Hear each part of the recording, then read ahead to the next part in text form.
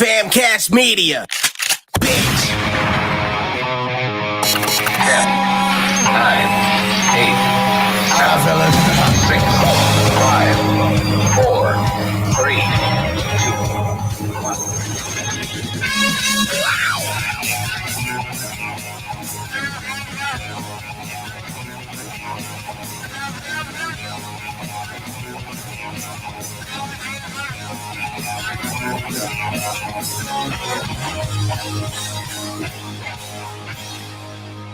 Hit it already.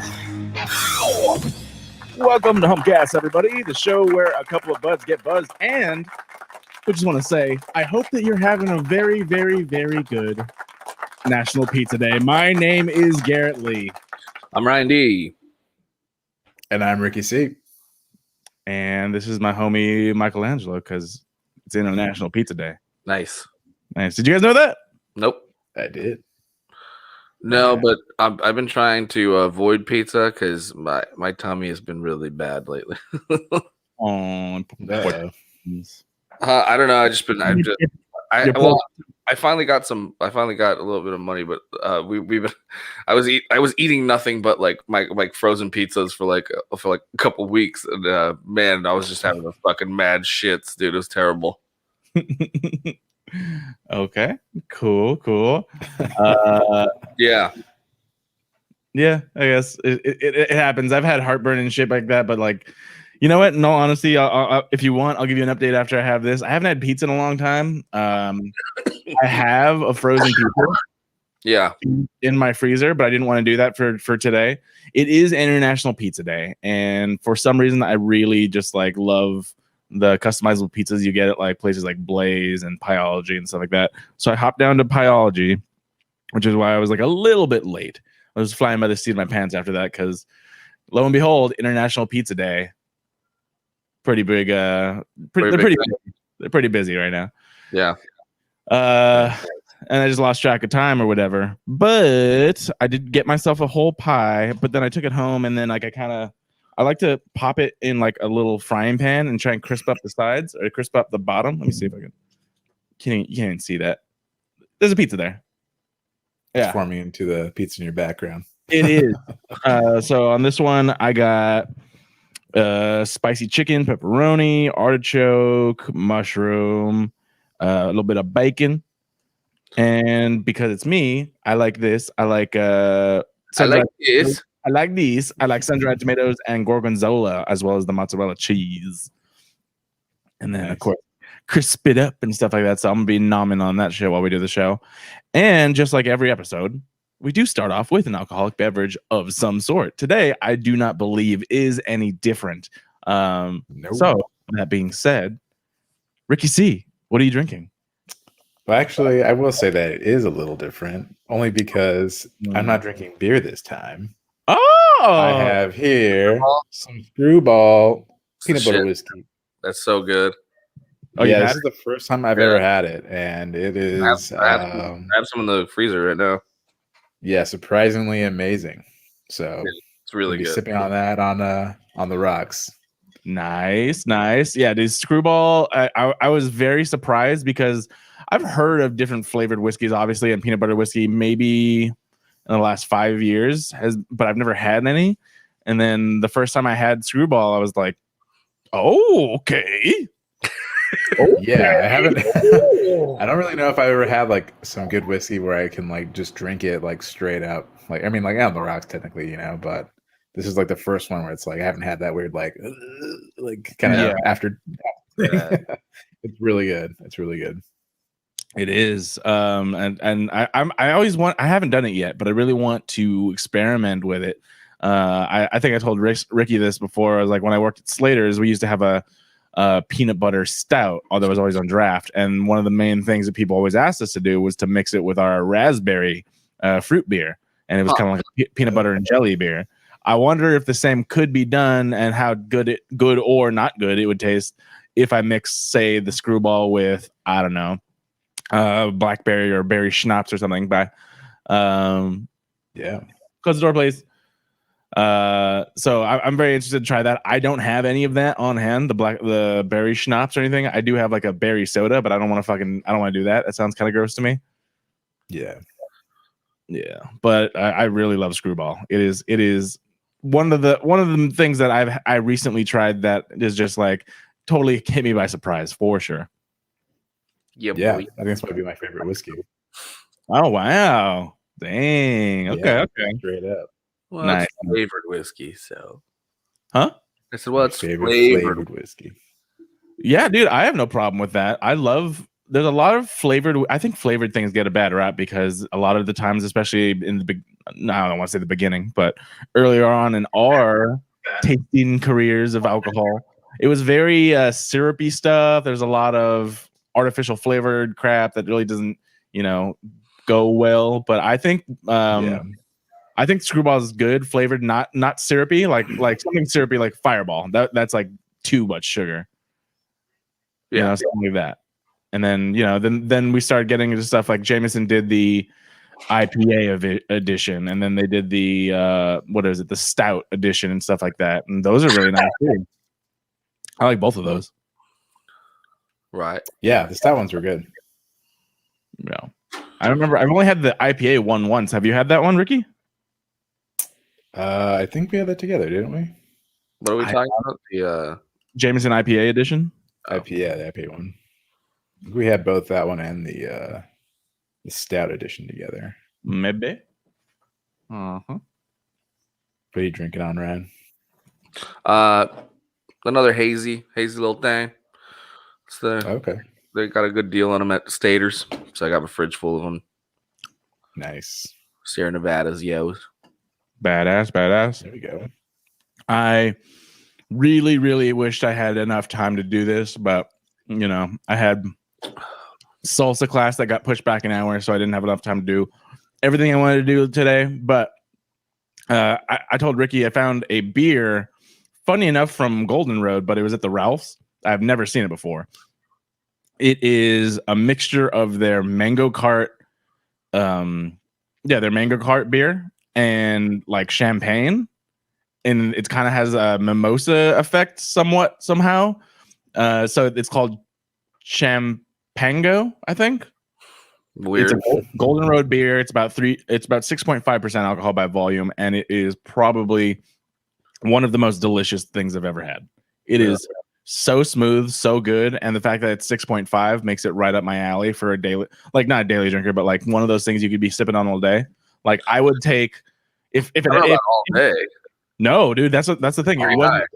It was not sweet. It wasn't. It didn't taste like you're but having like artificial mango. It doesn't taste like you were having like a mango juice. Doesn't taste. That's the problem that I have with most of those Golden Road beers is like they taste like syrup. They taste like really artificial, most of them. And that mango cart used to be good. I don't know what the fuck happened. It's like it's not even the same fucking beer it used to be. Yeah. I remember like having this is like probably like when they were like still pretty new in LA. They were still pretty like independent, I think that yeah. That's right. They were still independent. And then I took like Go ahead. I was gonna say I took like a tour of the brewery there, and that was like one of the first places or one of the first like brewery tours I got where like they kind of just give it to you like straight out of the tap, like out of the one of the fucking like just I don't know what they're called. The cooling tanks. The cooling tanks. And it was so good. It was like the best like mango cart I've ever had in my entire life. Yep. I mean, it was super fresh, so I mean it makes sense. But yeah, we had like ever since then I haven't had it as good. Oh, I told you I had what was it? I think it was a Hop Stupid from Lagunitas straight out of the fucking cooling tank when we were there. Like they had just finished that batch. Like it was just like hadn't even tapped it yet. Yeah. It was goddamn. I'm like, I will never have anything that cold, that fucking good, and that and that fresh ever again. Yeah, it's intense, but so good. I miss the breweries. But I still was going.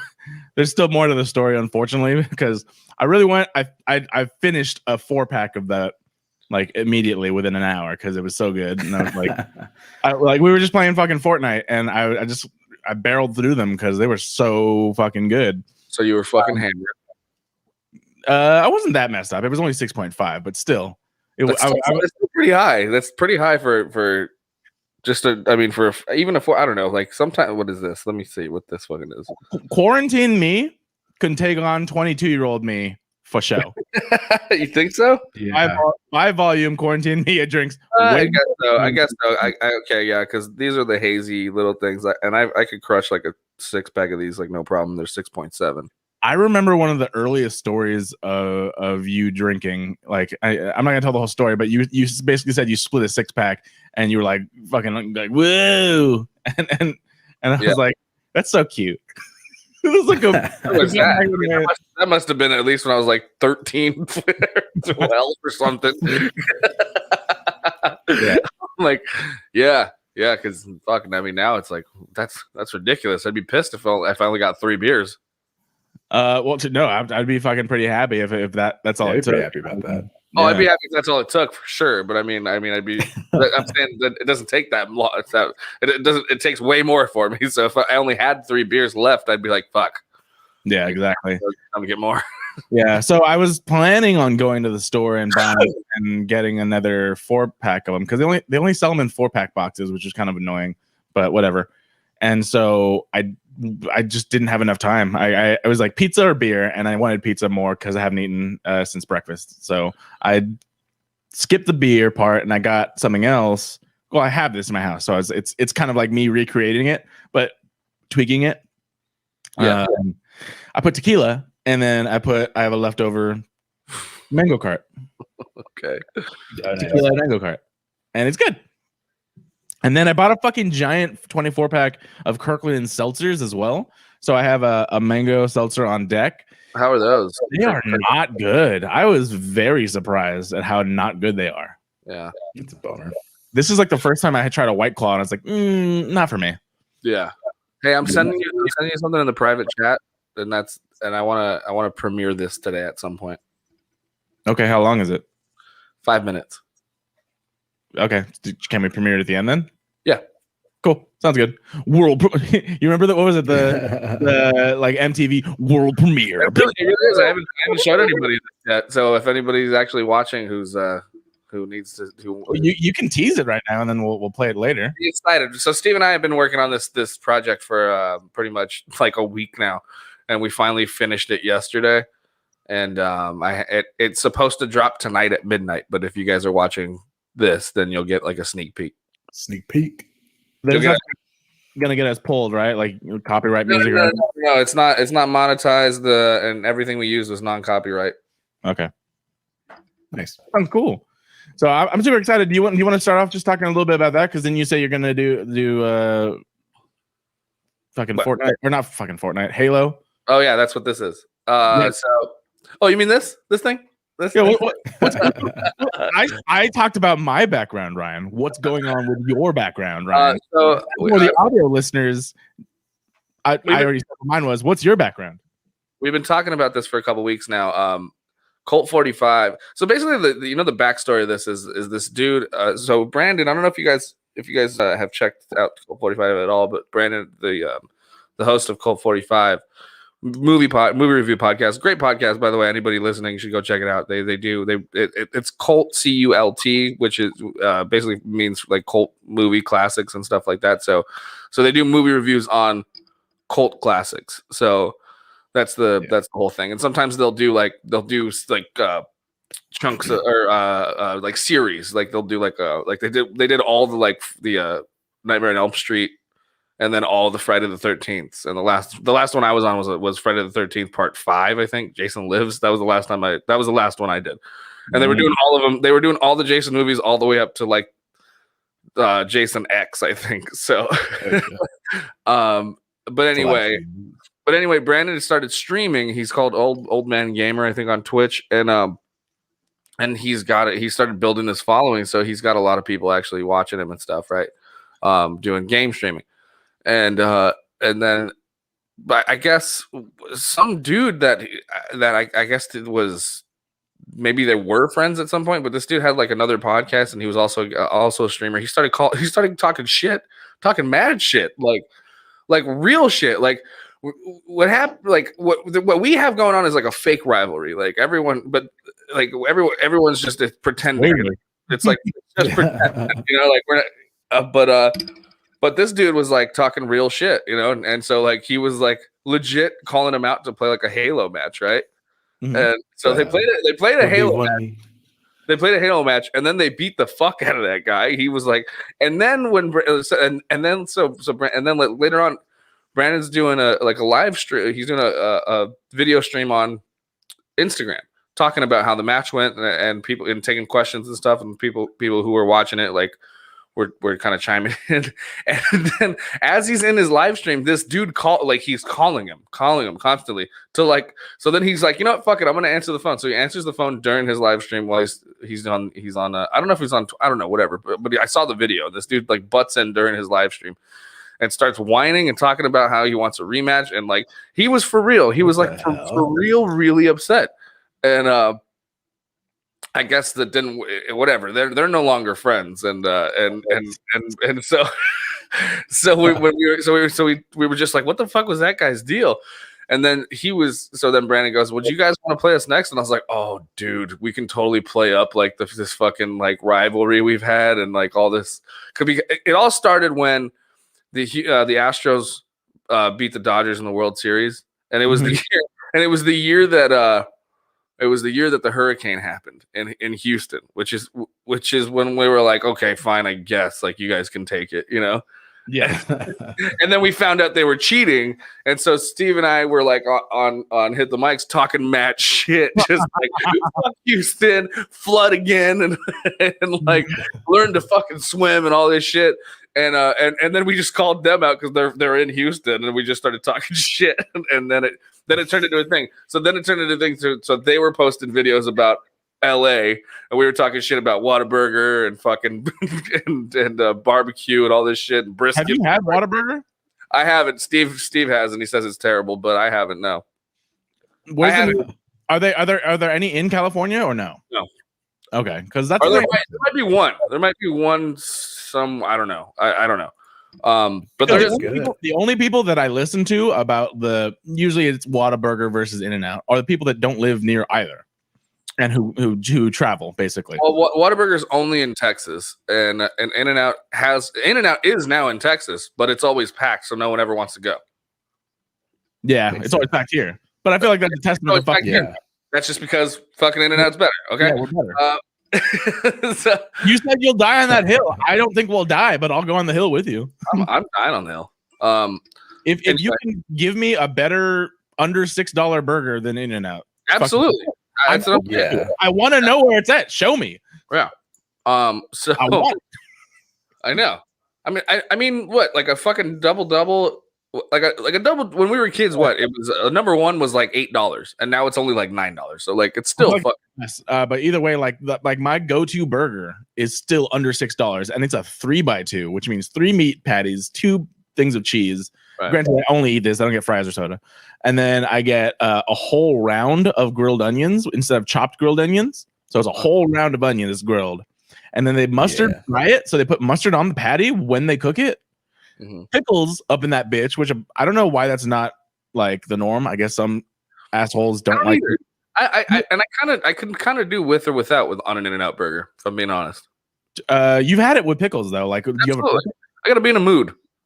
Oh, I love it. I fucking love pickles. I love pickles. Once I discovered In-N-Out had pickles, which I don't, like I said, I don't know why they weren't on the original. Yeah, I mean, you blew my fucking mind with the mustard grilled thing, but yeah. So I started doing that. I did that a lot too, and then after a while, I was just like, I kind of want it the way, like the classic way, and then I just kind of went back.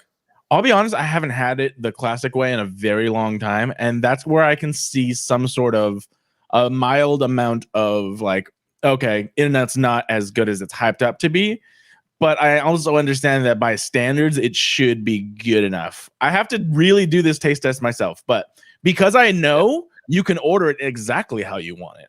Right. I've always been getting just the best fucking spot on burger for what I'm serving. Yeah. And I'd imagine you're able to do that anywhere. But it's that In-N-Out. I think In-N-Out is kind of like, the thing is that their staff is always pretty goddamn nice too, everywhere. Right. Like they're the best. Yep. And so like you don't feel like you're a burden ordering extra shit. You know what I mean? Like they don't make you feel, unless you're friends with Amanda, who tells you you're a piece of shit for how you order. right. I mean, I'm sure they think it, but at least they don't make you feel it. You know. Yeah. But anyway, so then this is when this full ride. So it actually got a little serious to where people actually thought we were beefing. So. I wanted to pull this up. Santa says, "I fucking love pickles. I haven't drank the juice at times." Yeah, hell yeah. What up, Sienna? I say, I'm fucking with you right there. I love pickles. I have drank the juice by itself. Picklebacks are a thing, especially for people that love whiskey. By the way, Picklebacks are a great thing. Picklebacks are something that honestly I thought were weird at first. And then I had one. I'm like, why does this work so fucking well? Wow, I still haven't had one of those, but I definitely want to try it. It's fucking good. For sure. Chasing whiskey with pickle juice, right? Yeah, but because of the blend of like the end of the whiskey and the pickle juice, it really helps. Yeah, it's really good. So like Ricky was saying, is like the peanut butter screwball doesn't have that lingering. Ugh. Yeah. If you take a shot of whiskey, ask for a pickleback. Yeah. Trust me on that one. All right. Hell yeah. So back to the Halo match. Okay, so anyway, so it got to a point to where like our rivalry, people thought we were actually beefing. So Brandon and I started exchanging screen grabs of people hitting us up like, "Yo, who the fuck are these people? and why are they talking shit?" You know. So like on his end, there was people saying some shit, and then on my end, like there was a few people hitting me up like, "Yo, who are those people? Like, why are they talking shit about you guys?" And fucking our mutual friend Jimmy hit me up. He said, "Who do I got to stab?" And I was like, "No, man, it's all good. We're just playing, you know." Because everything I would say, he would repost, and everything he would say, I would repost, you know. Yeah. And it was all fun and games, and then we ended up talking about it on his podcast and shit. Mm-hmm. And then anyway, it just kind of from there, it just kind of evolved into this thing. They asked, so after this guy was such a sore loser doing his Halo match, we talked about doing this, and then we were like, well, not only are we gonna do that, we're gonna play up the beef like much more, and this is where we'll settle it, right? Like that's so we both on each end did these promo training videos, right? Yes. But we also put our own footage together. They shot some other stuff. We shot some other stuff. So we have this full 5-minute, almost pre-boxing match documentary that we edited together, and it is so funny and ridiculous. It's Be ready at all times. Yeah. It's stupid for how good it came out. And we worked pretty hard at it. Like Steve and I, we were pulling late hours of evading Doug and Nice. letting him pass out just right here, just working around him. So it worked out, and it's done. We finished it last night, and I'm pretty proud of it. Nice, man. It's awesome. Hell yeah. And it's Too bad it wasn't Halo 4. I pulled this up. Do you want to play this? Sure, you can play that. Cool. This was People don't understand is sometimes these streets are real. Sometimes you got to be ready at all times. All time. We always pack it, never lack it. We always got it on us. That's right. He ain't lying. Boom.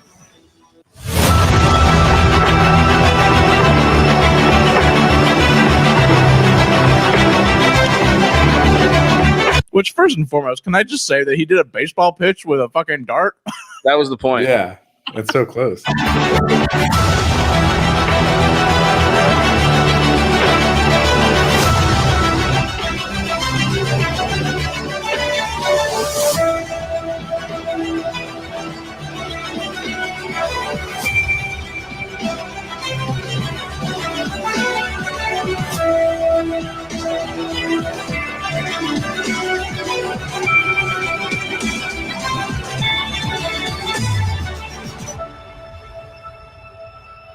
In and out.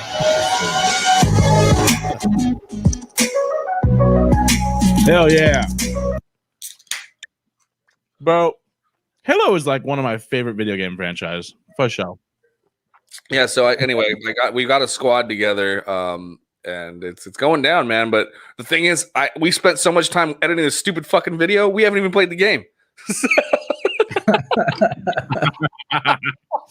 Gonna get destroyed. Oh man, so I'm gonna play I'm gonna pull some hours tonight and try and get some shit. But here's the thing: is like I set it up. I played the other day, and I found out you could fucking change the control settings just to Call of Duty settings. So I was like, oh, I got this shit. Then we're good. Oh yeah, 100%. Yeah, and now they have the ADS too. So they didn't have that in the other Halo games, but they have like an aim down sight. You can aim down every sight now. Oh, okay. Yeah. Yeah, so I don't know. I mean, I'm pretty good at Call of Duty, so it'll be all right. I know, dude. Ricky and I both wish we could do that. Obviously, we couldn't. For anyone that doesn't know, the Halo 5 just wasn't on our fucking thing. It wasn't available to us. It's the only one that you can't play on PC. We should do one next time. I mean, maybe we can do like Apex or something like that. You guys can get Apex, right? Like we could totally do Fortnite. Absolutely do Fortnite. We are, and plus you can't squad up on Fortnite, can you? Yes, of course. But you can't You can't set up a match with another squad. That's random matching. Oh, you mean like 1v, or I mean like squad v squad? Yeah, that's what we're doing. You can't. You can't do that. Maybe in a creative mode. I was gonna say that there might be a creative mode that you can do. Set that up. I'm not gonna say you can't, but yeah, no, I understand what you're saying. Can you do that in Apex? I think so. I think you can do a private match in Apex. All right. Well, that's cool. I haven't played Apex since like season 1, though. So I would need a good amount of heads up on that one to get back into it. I mean, or you know what I was thinking? Maybe we can next one just go complete opposite and do like a Mortal Kombat tournament or something. Because I know you can do squads. Injustice? If we do Injustice, I'll fucking own everybody. The same Injustice you played like 7 years ago? Why would we do that? That was Injustice 2. Was it 2? Oh, okay. Well, I have 2 now. Yeah, there's 2. I think you play on PC too. Well, there's the same controls as Mortal Kombat. I'm just saying, like, we could do both. Yeah, Mortal Kombat 10 is out, but anyway, whatever. You just don't want to buy a game. There's crossplay. I don't know. Whatever. Either way, we would love to play with you, is what I meant to say, and we can't. But you said you got a squad. Besides you and Steve, did you have other people on your squad? Yeah. So me and Steve, we have a couple ringers that I remember being really fucking good at Halo, but they're also out of practice. But then I hit up our good buddy, our good buddy Casey, his little brother Tyler, Matt's friend. He was always a killer on Halo 3 or 4 when I would play with him, I think. Anyway, so I hit him up. I was like, I need you, bro. Need you to get out of retirement. he's like, I haven't played Halo in fucking years. He's like, who the fuck is this? Yeah, and I was like, I know. And so he just sent me a video of him just like fucking just demolishing a squad. So he's like, I guess I still got it. So I guess I'm number 1 now. I don't know. It's a high score. Did I break it? Yeah. Yeah. So I think it'll work out. And then Steve's got a friend, and then I have another buddy, Edwin, that I grew up with too. So nice, badass. Yeah. Woo. Ricky and I, not as like drama filled as this, I guess, but we had, there was on Fortnite, there was a mode where it was like all bounty based, like Mandalorian bounty based, and it was the hardest fucking shit ever. Oh, that's cool. So you had to find the guy to kill. You had to like basically you land. As soon as you land, you have a bounty, and this is on what game? Fortnite. Oh, okay. And so they have licenses to the Mandalorian, and so it's like you're a bounty hunter, and the Mandalorian as an NPC is in the game, and he fucking just tears everybody up. Okay. Yeah, he's like really fucking good. Yeah, exactly. And so like, it's like you're hunting somebody, and also people are hunting you as well. As well as the Mandalorian is hunting everybody. NPC means non-playable character, right? So yeah, non-player character. Yeah. And so like, dude, it was ridiculous. This has been going on for almost about a week, and every time we play, like we just can't fucking break it to the top. And last night we finally got our first win. So boom, and then we got a Beskar umbrella for it. Yeah, you got like a cool umbrella for 1A, which is cool. That's it. You don't even get the armor. Oh no, we have the armor. Yeah, it was part of the battle pass. Yeah, no, yeah, we've had the armor. So But he's a non-playable character, so there's another Mandalorian that just goes around and fucks you up, or what? Yeah, you can dress as him, but there's also one in that game mode that will fuck you up. Yeah, there's like the non-player character who is the Mandalorian, and then there's us who is like the Mandalorian armor wearer. But we're not the same, obviously. Like, it's not an in-game character. It's us being that character. Right. We're in hockey pads. Yeah. Yeah. I think we've had that. Okay, so Sienna says this, like, if video games were a lot more blind friendly, I'd definitely play with you guys. Dude, I feel like we had this conversation. There are blind friendly video games out there, aren't there? I feel like there are. I feel like we talked about this at some point. I don't know. I wouldn't know. I wouldn't know either. Sienna, Google that Unfortunately. somehow, and then let us know. I do want to know. But yeah, so that was our video game highlight of the week, I guess you could say. The show. Yeah, also, Grand Theft Auto 6 dropped a trailer. I don't know if you guys saw it. Oh, is that real though? No, I did not. It is real. No way. I didn't hear about that. I feel like What the hell? okay. Where did you see it though? On YouTube with The Weeknd. The Weeknd. It's a thing. Okay.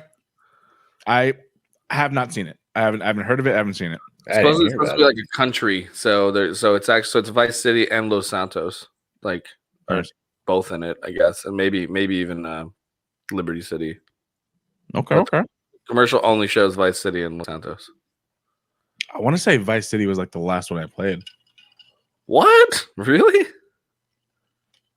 You didn't play San Andreas?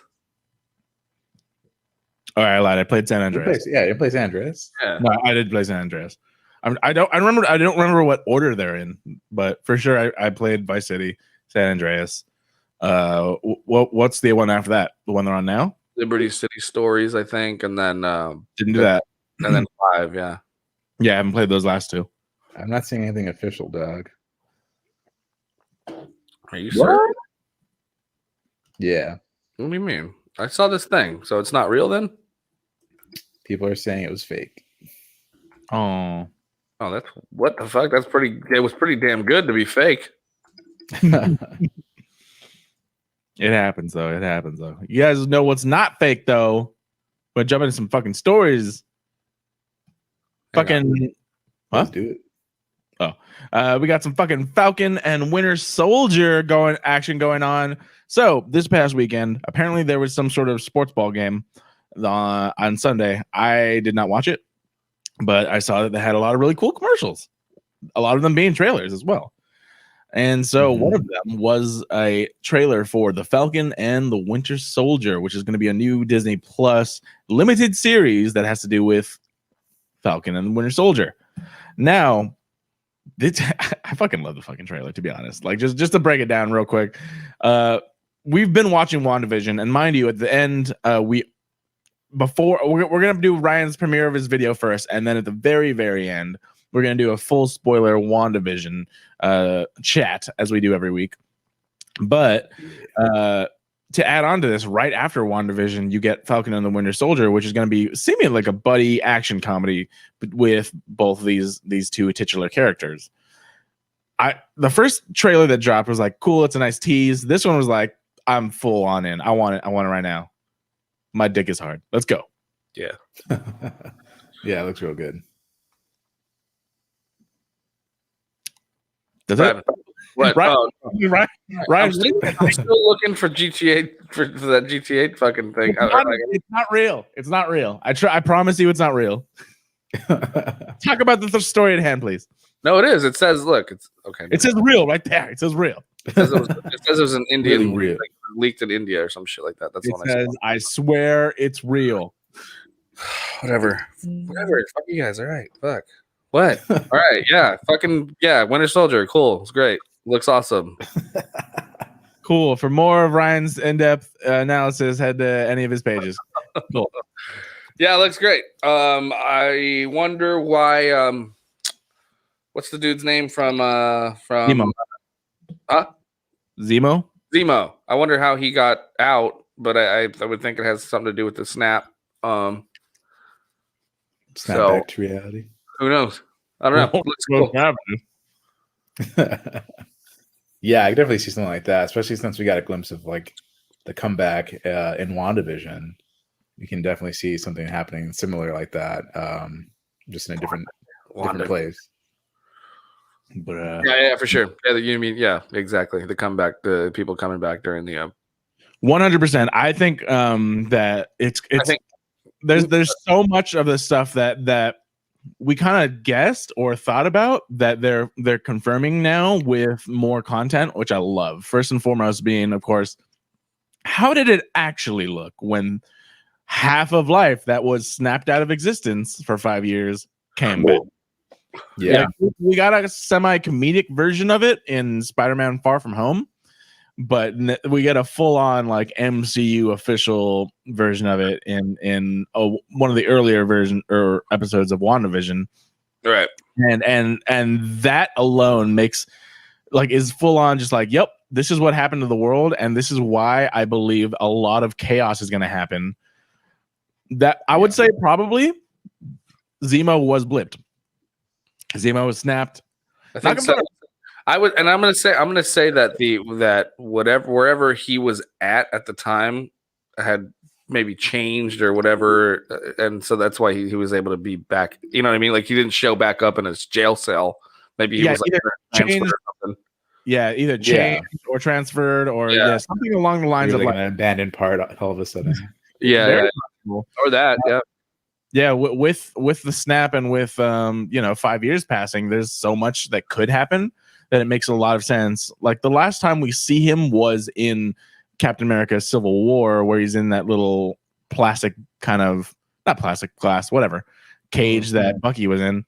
But I'm sure he didn't spend the entire time there, obviously.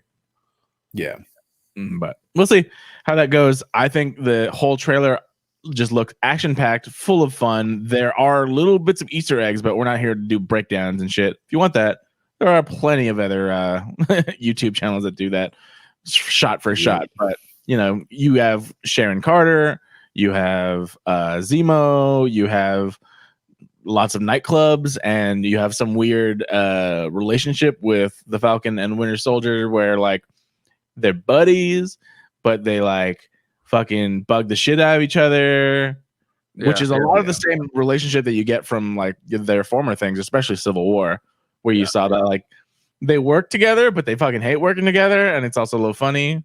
Like, still, I remember the first time I saw Civil War, and they were in the car, and Bucky's like, "Can you move your seat?"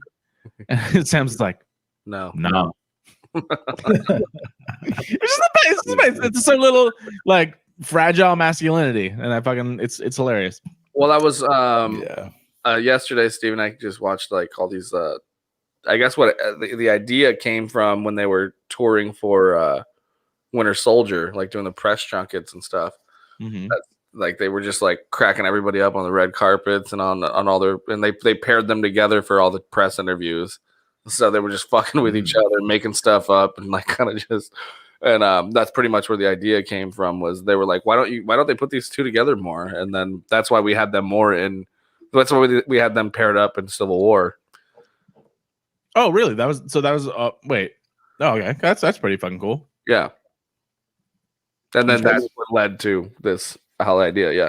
Yeah, I'm just gonna put that in the background and shit, like we talk about it. But like, it's super funny because everything about it is just like, why are you both are like fucking machismo and like do your shit?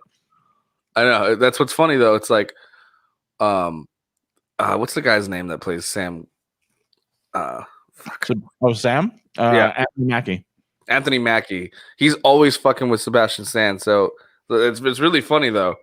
So you got to watch. Yeah, if you guys get a chance, just go watch some of the press junket for Winter Soldier. And that's like pretty much what made all of this happen. Okay, cool. Yeah, I like how they're bringing the classic comic book look back to Zemo too. Yeah. Well, how about this? Fucking Bucky taking the shield right there. Yeah. Well, dude, so that's a bit of contention that a lot of people are really hyper focusing on that. Yeah, because and then I love this. First of all, Emily Van Camp, I fucking love her. yeah, she's bad. I saw her in Everwood, and I was like, damn, she bad. And then and then she grew up and did like Vengeance and a bunch of other shit. And then I was like, damn, she bad. Then she's in the MCU. I'm like, damn, she bad.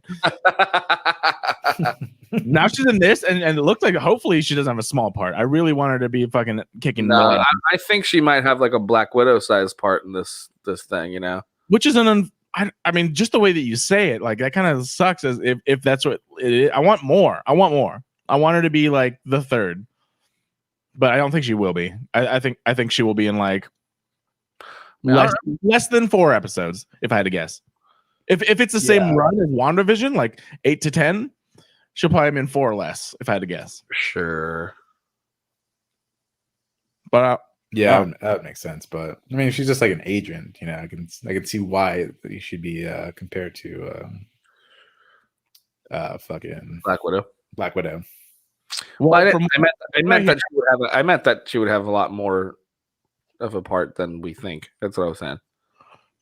Okay. But I think Garrett's right. I think, but I don't know. That's kind of what I meant. Just like she's gonna have a big role, but not like she's not gonna be screen time wise, she's not gonna be on there a lot. Yeah. That's kind of what I was thinking. I was like, okay, she's gonna have a major, like she's gonna have a part to play, but she's not gonna be like, it's not gonna be a trio. You know what I mean? Right. It's not gonna be like episode 1, fucking Falcon Winter Soldier. Episode 2. Those two and Emily Vanderkamp, and they go. Yeah. No, yeah. I think she I guess I would say it in Winter Soldier it was a trio: Black Widow, Sam Wilson, and Captain America. No, right? no, I agree. Yes. Yeah, I do. That's true. That's kind of what I meant, but you're right. I don't think she'll be in all the episodes because it's not like a movie. It's more.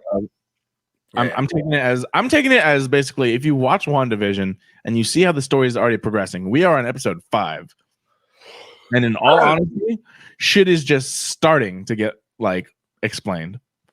Yeah, and I feel like they're gonna do a similar thing in this, where it's gonna be like, oh, action! Oh, these guys are doing things! Oh, here's where we are in the world, and then nothing's gonna start getting explained until 5-ish.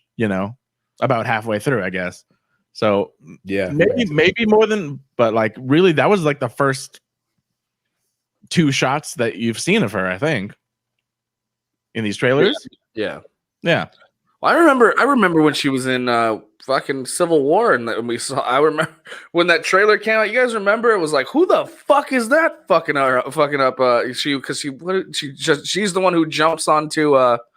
on Bucky. On Bucky, and he just slams her through a table. But she gets a few hits, and right. She kicks him a few times. Then he slams her. He grabs her leg and slams her over. And then Black Widow jumps on him, starts elbowing him in the head. And then, dude, you remember that? It was all in that containment area where they finally change him. Yeah. But it was in the trailer. They're showing all that chaos with fucking T'Challa in there, and then it's like fucking wild, man. I remember the excitement for that, Yeah, absolutely. And so I really hope she has a lot to do with this, to be honest, because I really like her. And besides that, every dynamic between them, a lot of the Easter eggs that I saw in the trailer breakdown, I was like, ooh, they're opening this.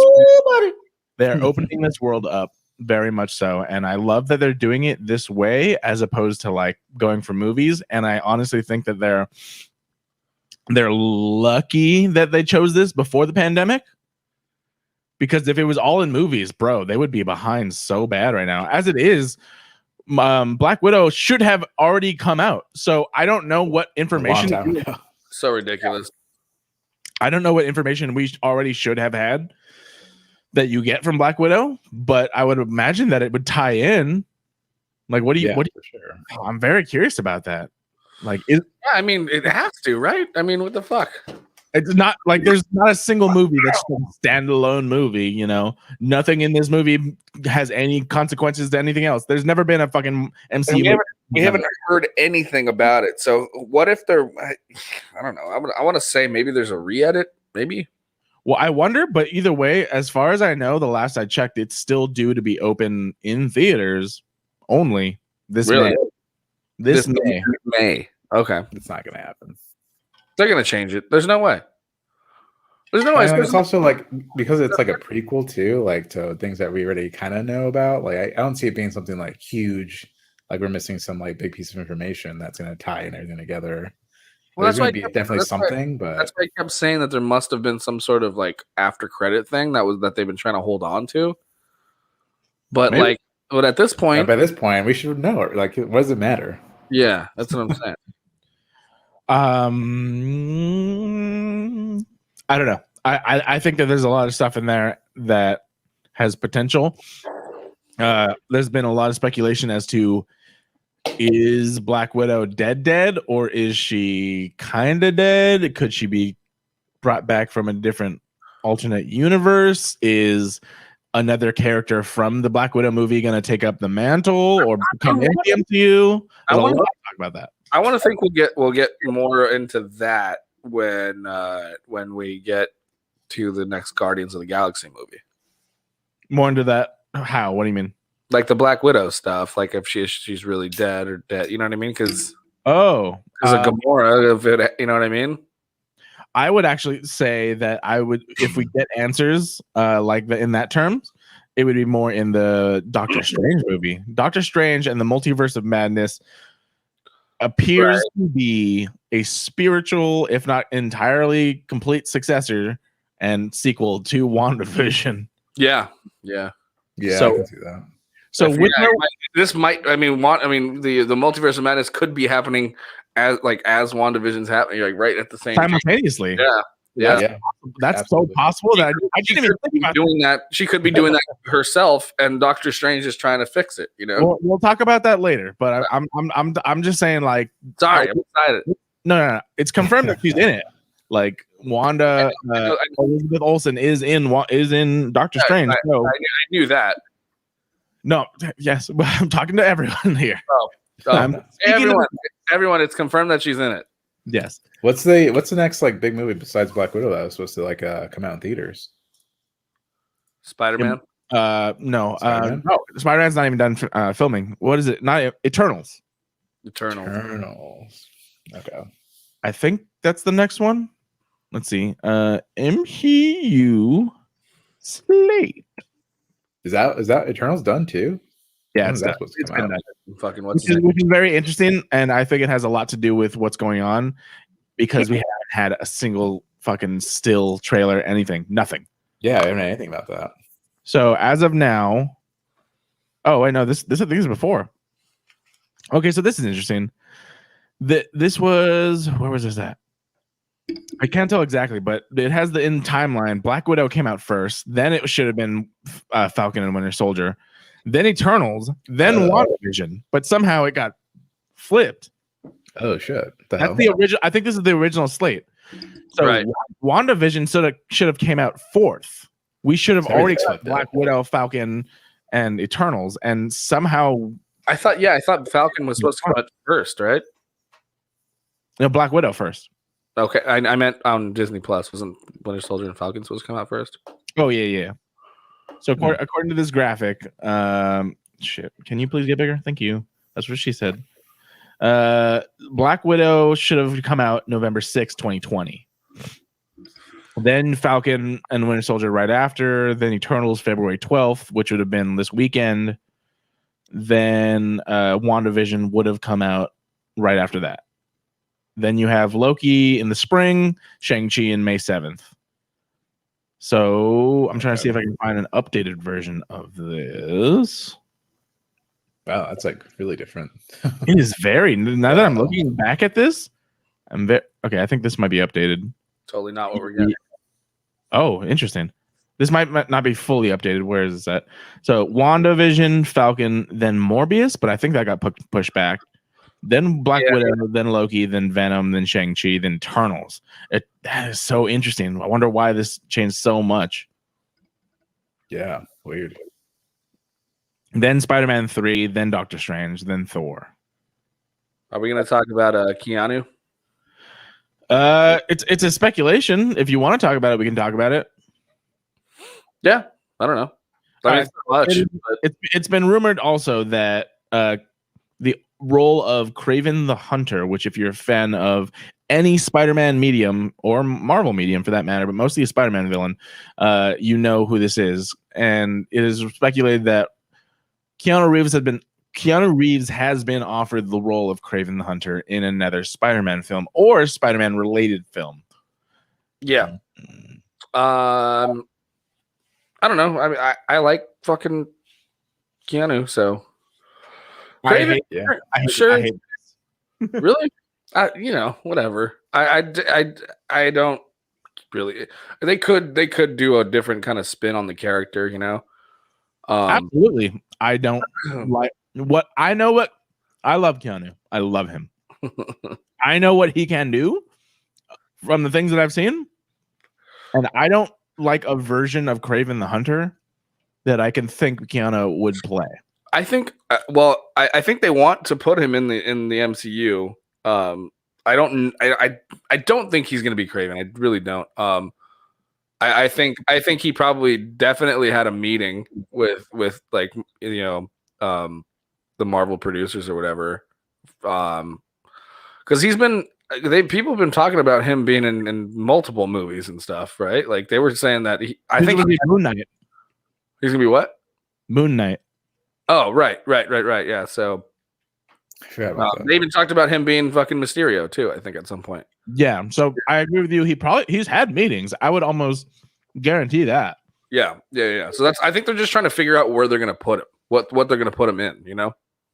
My vote would not be for Kraven at all. I don't think so. I don't think. Yeah, I don't really see Kraven.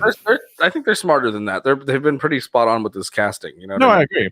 But yes and no. Well, it depends on how. What do you mean?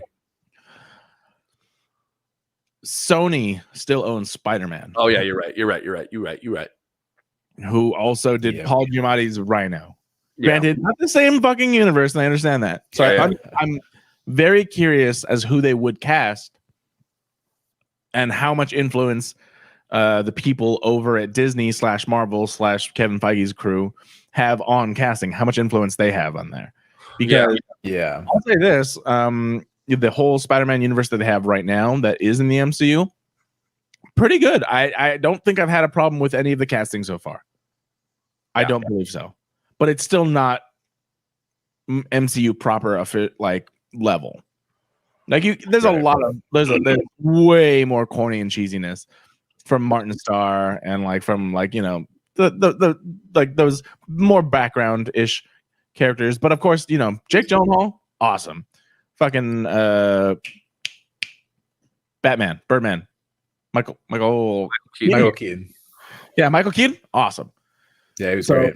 So as far as villains go, great. But I want to know how much influence that the people from the actual Marvel department have on that, or if it's just Sony. Because prior to this, not great. Yeah, and Venom was whatever. Yeah, Venom was one of those things that I'm like, this is cool, but not awesome. Like Venom, cool. Yeah. Venom and Carnage I think are two of my favorite characters. I love right now in the comics King in Black, the whole storyline going through that. I fucking love it. Yeah. But the movie itself was like it was all right. It was better than I thought it was gonna be. Like Yeah, I agree, and I think Morbius. I like it better than Wonder Woman. Wonder Woman 84. Yes. Yeah. I don't know how they dropped the ball so much on that one. Uh-huh. How do you go from like some people's top, like a lot of people's top DCEU films to like just the worst sequel? And not even the fact that it's like a sequel necessarily. It was like, this is not good. If there's anything DC is good at, it's dropping balls. Hey. I mean, I meant that both as a joke and for real. It's like it's just they can't seem to get it right, No, dude, not in the live action versions, which is very weird. Which has me there's so much hype behind the fucking not the MCU, the Snyder cut, which we can kind of jump into a little bit of that. But the Snyder cut, so much hype around. I'm gonna show you this motherfucker. is what dropped recently. There's a picture of their updated version of the Joker, which is kind of like Okay. I mean, I definitely like it more than the what we got in Suicide Squad. yes, but still not really good, in my opinion. My opinion only. Yeah, no, I mean, I don't think he's like, I mean, from what we've seen already, it's hard to say that he's going to be any better. But as far as his looks go, I think it looks way better than he did in Suicide Squad. I'm gonna be honest. I said this before. The Joker concept in the Suicide Squad did not bother me as much as it did everybody else.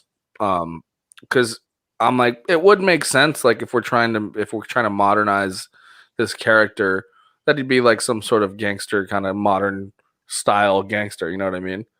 So it didn't bug me that much. It really didn't. What bugged me was the storyline. Was, you know what I mean? Like I was willing to give it a shot. I would have loved to see that type of character, that version, go on. Absolutely, I agree. It's just here's my thing with what the Joker is, modernized or not. I don't think that's that character. I don't. He's not a gangster. He's never been a gangster. He's only been someone that does shit for himself. Yeah, and then manipulates other people to do it. Well, who's to say he wasn't doing that? But he's also having different motives than just being a crazy person. You know what I mean? Like, yeah, having more human morals or human intentions. You know what I mean? Like to kind of get whatever he wants. That's what I don't like. I really don't. I did. I dug it. I thought that was kind of a cool. I don't like that. I understood it. Yeah, that's what I don't like about that. Well, we didn't see enough to change any of that. I agree. No, 100%. 100%. I agree with you. If you showed me more and elaborated on that, maybe I would absolutely be open to changing my mind on it. The fact of the matter is, what we did get showed us that this particular incarnation doesn't care much about, or no, I mean, he just has his normal fucking gangster motives. And I'm like, I don't like that I understand your character so easily. Like and I'm not even gonna go to the Heath Ledger route. I'm just talking about other incarnations of the Joker and, of course, comic book incarnations. The Joker was always, as soon as you thought you understood the Joker, he would do something to make you understand that you were wrong. Yeah. But like I said, we only saw just a few scenes of him. Yeah, so I'm open to it. I'm just not super into it. Yeah, I mean, what we got, it was way too little for it to make any sense. I'm saying maybe what we got, it was just way too little for it to make any decent sense. Exactly. Yeah. Agreed. However, still looking forward to the Snyder cut. Yeah, definitely watch it. Have you guys? You guys have HBO Max, right? Yeah, I have access to it. Yeah. None of you have watched the Harley Quinn cartoon? Yeah, I watched it. It's so fucking. It's really good. Yeah, it's really love good. It's so funny. Mm-hmm. Yeah, 100%. Yeah, I love Harley Quinn. Dude, DC animated is by far better than any live action thing they've ever done. No comparison. There's no comparison. There's that new one that came out. Batman. Not Batman. Where he's in the dragon, like where he's in the 70s or something. He's like that's the one where he's like basically like an Enter the Dragon. There's like a Bruce Lee character and shit.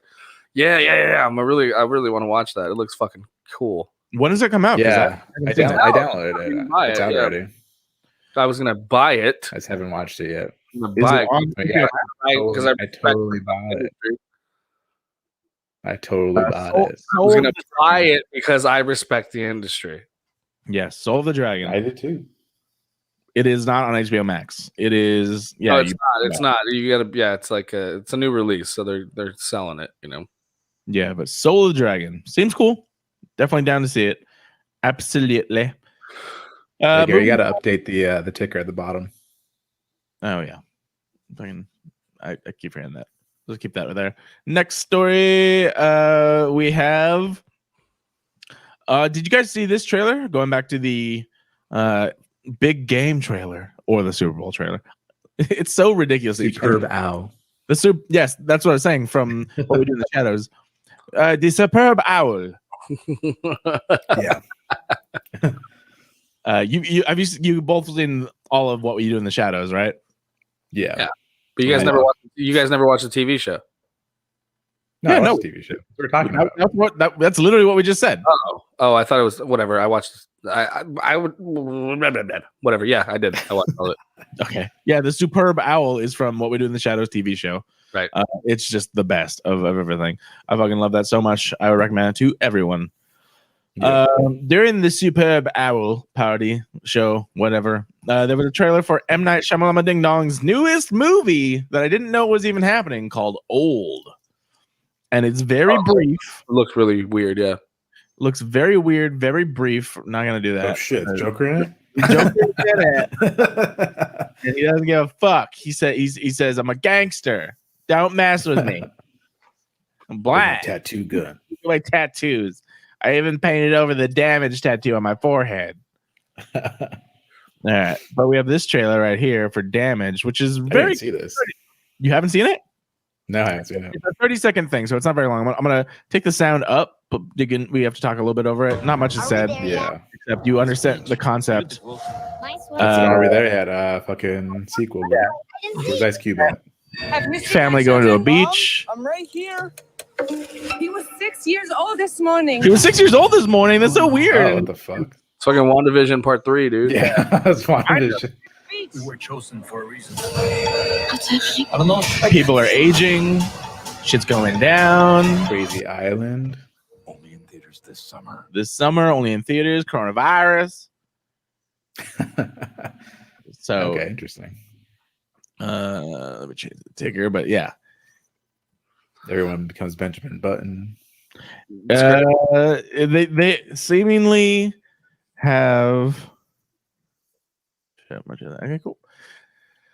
They seemingly have stumbled upon a place that they age rapidly, and that's all you kind of get from it. Seems kind of crazy coming from M. Night Shyamalan. Definitely gonna have some sort of twist to it. If the trailer is showing us that, there must be another twist, I'm sure. Twisty. Yeah, twist on twist. Very twisty. And so, I mean, I told you he's pretty much. Remember, people fucking hated him for a while, and then after the movie that should not be named, that is an adaptation of a cartoon. Fuck Yeah. him. Oh, I thought it was after The Village. I like The Village. Okay. Yeah, I think the movie we were talking about was After the Village, right? Yes. Yeah. Okay. Yeah, so fuck him after that. Yeah, he kind of went. I'm not saying The Village was the best movie ever. I'm saying I liked it well enough. I saw it. I was like, oh, that's cool. I didn't see that. You mean The Last Airbender, bro? The shit was dope. The show? No, the show's amazing. No, that movie was fucking. Yeah. That was the best thing I'd ever seen. That movie. They never made a movie. Yeah, I would be interested if they made a movie, like a cartoon movie. It happened. It was in movie theaters. You saw it. A cartoon movie with the actual creators of the show. That's amazing. Anyway, he was in movie jail for a little while, but he's been cranking out some hits, man. That show I've been watching called The Servant on Apple TV is it's really good. Is that him? Yeah. He's directing a show or like show running, or what's he doing? I think he wrote and produced it. So I'm not sure he directed it, but it's from him, you know. His mind. Yeah. And he also did the was it Glass, the sequel? Oh yeah, Right? Glass, yeah. I liked all of that except the end was okay. Yeah. It's a little I weird. honestly think. Oh yeah. So wait. He did fucking what, Unbreakable and all those, right? Like that whole fucking thing was him, right? So He did Unbreakable while he was running hot the first time on his first run. right. Then he did, That was like Sixth Sense. then Unbreakable. yeah. And then he went to movie jail, and then it was like his redemption was Split. And that's when Split, everyone that's started right. loving him again. and now he's on a roll, and I think he's doing well. Yeah. Then he did Glass, and people were split. Pun intended. I feel like too many people say pun, no pun intended. I'm like, fuck you. You intended that pun. Yeah. I intend this pun. People were split on this, and I can see why. Because granted, it was a lot more of people hyping it up in their heads, but they were expecting an Avengers level crossover, and that was because we got stuff like the Avengers. Yeah, Was it a bad crossover? Absolutely not. It was good. I thought it was cool. Was it a hyper like fucking like, you know, people come out of the woodwork, you know, some random shit comes out of nothing and it's just amazing? No. So, yeah, I don't know why people hyped it up to be something that it was clearly not intended to be. You know, it was. I thought it was pretty impressive, especially having Glass again and being able to manipulate, you know, that character, the Beast, right? Like that was pretty cool. Right. absolutely. And then Bruce Willis being back like with, you know, in the same, you know, they start to think he's crazy, you know, just because he's the unbreakable man, and that's I don't know, I thought it was pretty good. I only watched it once, but I really enjoyed it. Yeah, it wasn't terrible. No, I enjoyed it, but I understand why people had their gripes for sure. I'm interested. I'm interested to see what he does, because I believe, I don't know if that's the last thing he did. That's the last thing I saw for sure. What was Glass, like movie wise? I know. Oh, M. Night Shyamalan. I don't know why that made me think of it, but I've been going further on Cobra Kai, bruh. Yeah, bruh. Yeah. It is the most drama-filled soap opera-y. I know. I love it. Cheesy. I love it. Fucking thing. Where are you at right now? I'm in the third season, so I don't know how far I'm in. Second season. So you finished the second season. Yeah, I finished second season. So how about that fucking high school fight? That was amazing. That was great. Right? It's the greatest thing ever. Logically made no sense, but they okay. Yeah, and of course. I brought this point up to my brother, and I know you hate this about me. I don't like it. And let me finish, because I know you're gonna jump in. Let me finish before you said something. Okay, I'm listening. I hate illogical. What they do in this series is what I say gives you a pass for illogical behavior. What's that? They give you a stupid in-universe answer to why it's not happening or why something is happening. Okay. So let's just take. I'm not going to spoil a bunch of stuff. You see it in a lot of trailers. In this fucking show, there is a gigantic, ridiculous. I'm going to use the term they use in the show, karate riot. Yeah, it's awesome. And like two teachers show up to try and break it up. One gets hit and knocked out, and the other says, "I'm out." Yeah. And that was enough for me to be like, okay, I guess no other teacher's gonna come. Yeah. Well, and then whatever happened to there's like five or more groups of teenagers who are all having the most ridiculous karate fight riot. Yeah. And I'm like, where the fuck are all the teachers? But they made it so that they come in, they see how much, like, it's not a regular fight, it's a karate riot. Yeah. And they said, I don't get paid enough, and they fucking take off. Yeah, but Yeah. I'll take that. I'll take that as an answer. Okay. All right. And there's definitely more examples, but what I'm saying is, if you give me a stupid in-universe answer as to why something logical doesn't happen, I'll accept it. How about Stingray, bro? Oh, I fucking love Paul Walter Hauser, dude. I love that guy. Paul Walter Hauser is amazing. I didn't expect to like his character so much because I've only heard he was in there, and then I saw the first time I was like, "He's gonna kill me." He's like fucking 30. Yeah, he's getting a job at the high school. It just so happens when he shows up to the party, though. Yeah, and his girl's like, "I thought you said you were taking me to your friend's house." So he's like, "Yeah, their parents aren't home, so we can fucking party." and he's like, "All right." He's like 30. Yeah, hanging out with these high school kids. It's so funny, dude. Cool, yeah. Cool. We definitely had those people in our high school. Oh, definitely. 100%. But no, yeah, Cobra Kai. I'm not done yet, but I'm in the third season. I gotta start that fucking show. Dude, that last episode of season 2 is the greatest, though. I mean, God, It's so much cheesy. As long as you're into just like straight up like soap opera style arcs and kung fu or karate, just accept it. You're good. Yeah, So I think my wife will enjoy it. yeah, for sure. Dude, okay, I'm not gonna spoil anything, but season 3 Here's finale, what no Oh, shit. finale, bro, tops the season 2 finale. that's Yeah, good. coming I'll back. get to it. I think I'm on. Let's see. Can I pull? I could probably find it, but either way, I don't know how far I'm in. I'm not gonna tell you what's happening right now because that's a little bit of a spoiler. But okay, so that's the sequence. Like, fucking goddamn it, I keep hitting this thing. But the sequence I was telling you about. Remember, I was telling you how we were taught. We watched. We were always into like. I'm on episode. I just finished episode 8 of season 3. Oh, okay. I don't know what that does. Yeah, I don't know how many there are left. But I'm talking about the finale. There's only 10. There's only 10. So I'm on 8 of 10. So you're almost there. Yeah. Yeah. Finale of season 3 is fucking dope. Yeah, but like I'll say this episode was probably the most soap opera-y, and I kind of was like, really?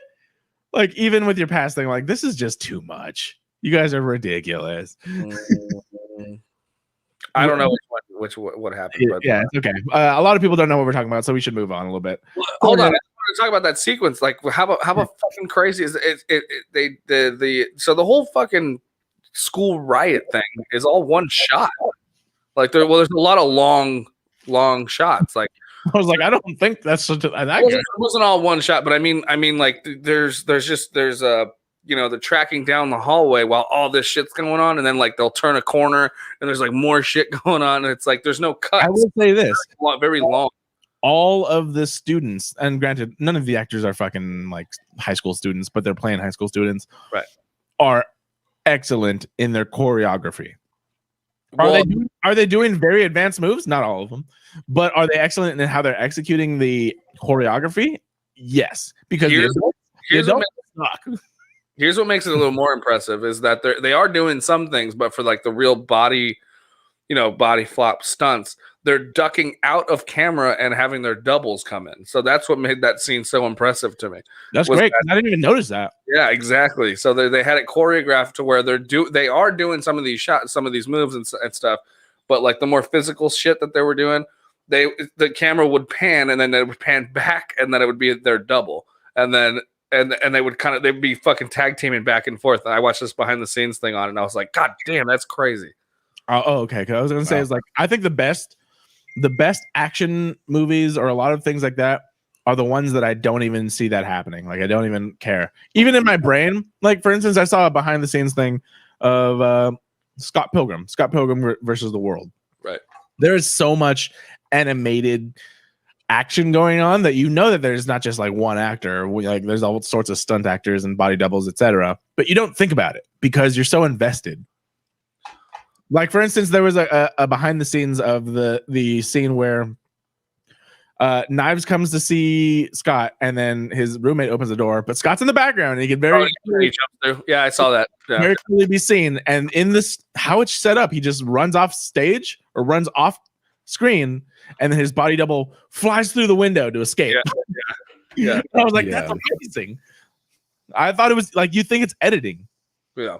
But it's not. It's in camera right away. Yeah.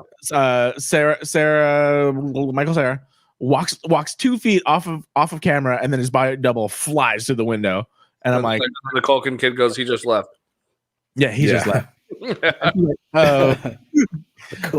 But that's the thing. Like certain directors do that, where you could have done that in editing, but you didn't. And I love it. Yeah, like, Edgar Wright would not do that in editing. Yeah, exactly. Edgar Wright. Like the same thing with the Amazon package when Ramona Flowers drops off the package for the first time they meet. He's like signs the thing and then tosses it behind his back and it lands directly into the trash can. That was like they took 40 takes on that just because he had to do it actually. He tossed it and then like boom, boom, boom, miss. And then like around 40 finally makes it, and they get it, and then they're like cut. He's like, did I make it? I'm like, imagine just standing there doing that so much where you could easily fake it. There's so many ways I could fake that shot, but they don't, and I love it. Yeah, love it. Great thing about it. You're right. Yeah, exactly. All right, we gotta move forward. There was a Fast 9 trailer. Looks ridiculous. No unanswered, no answered questions as to why the fuck Han is back. Just more, Family. Just more family, more action, more cars, a lot of returning characters. Ridiculousness. Don't even need to talk about that. I'm in. I still like that franchise just because it's ridiculous. And anything else? Oh, I did want to bring this up real quick. Pacific Rim looks like they're gonna have an anime on Netflix, and I'm so in for it. Do you guys like the movie franchise of Pacific Rim? I never saw the second one. That was the second one. Oh, Pacific Rim was the giant fighting robots. Yeah, giant monsters versus giant robots. Yes, I thought the first one was dope. I don't think I ever saw the second one. Oh, interesting. Wonder why. Why did you guys like consciously just be like, nah, I'm good? I don't remember it ever coming out. Okay. Really? I don't know. I don't remember. Yeah, I remember it coming out. I just don't know why I didn't go see it. I haven't watched it since. I love that franchise. It's great. It's stupid. It's cheesy. It's giant robots fighting giant monsters. And now there's going to be an anime, which when it comes to my style of how action goes, I like the anime style because it's very fluid. And you can obviously get away with so much more in animation than you can in live action. So I'm very interested to see this. It's going to be on Netflix sometime March 4th. So check that out if you're interested in that type of shit. That being said, I did bring a story that was stupid, but it's not really a story. Mattel's making an Uno movie with Lil Yachty. I don't want to talk about that at all. I just think it's dumb. Like, why? What? Yeah, why? Mattel's making an Uno movie. A movie based off of Uno. Like an animated movie? Nope. That Okay. doesn't sound good. No, but like, okay, so what? Remember when they were like, "We're gonna make a movie based off of Battleship," and then they made Battleship. I'm like, that's horrible. That's not good. Then they're like, "We're gonna make a movie based off of emojis," and they're like, that was horrible. They made Yeah. two. They made two of them. Mhm. I Oh, did you not know the second get one. a sequel. No, I'm pretty sure they made two. Didn't they make two? I don't know. I know the Emoji Movie was actually a pretty big hit because of fucking families. Yeah, it was a kid hit for sure. I don't know. Then I know that these are still in the works, but there's a Tetris movie still in the work, and That's great. yeah, and I think Monopoly as well. Monopoly might be an interesting. Monopoly, you can do a lot of things, Monopoly might be. but Uno, why? Yeah, I don't see that. And then Lil Yachty also just baffles me. Like, what? He's like, Yeah, Uno. I guess Emoji Movie 2 came out in 2020. I don't know if it actually came out though. Did it though? Oh yeah, it was released on July 31st, 2020. Did it? But did it go like straight to VHS? Even though No, it says released in Realty, 3D, and IMAX. that was the joke. VHS. That was the joke. VHS, straight to movie. It's like we're not even gonna put enough money to put it on DVD or Blu-ray. Just put it on VHS. It was in 40X, bro. Spinal. All right. As far as movie news, that is as far as I'm gonna go. And then we can talk about WandaVision at the end. But I do believe Mr. Ricky C has some stories. Welcome.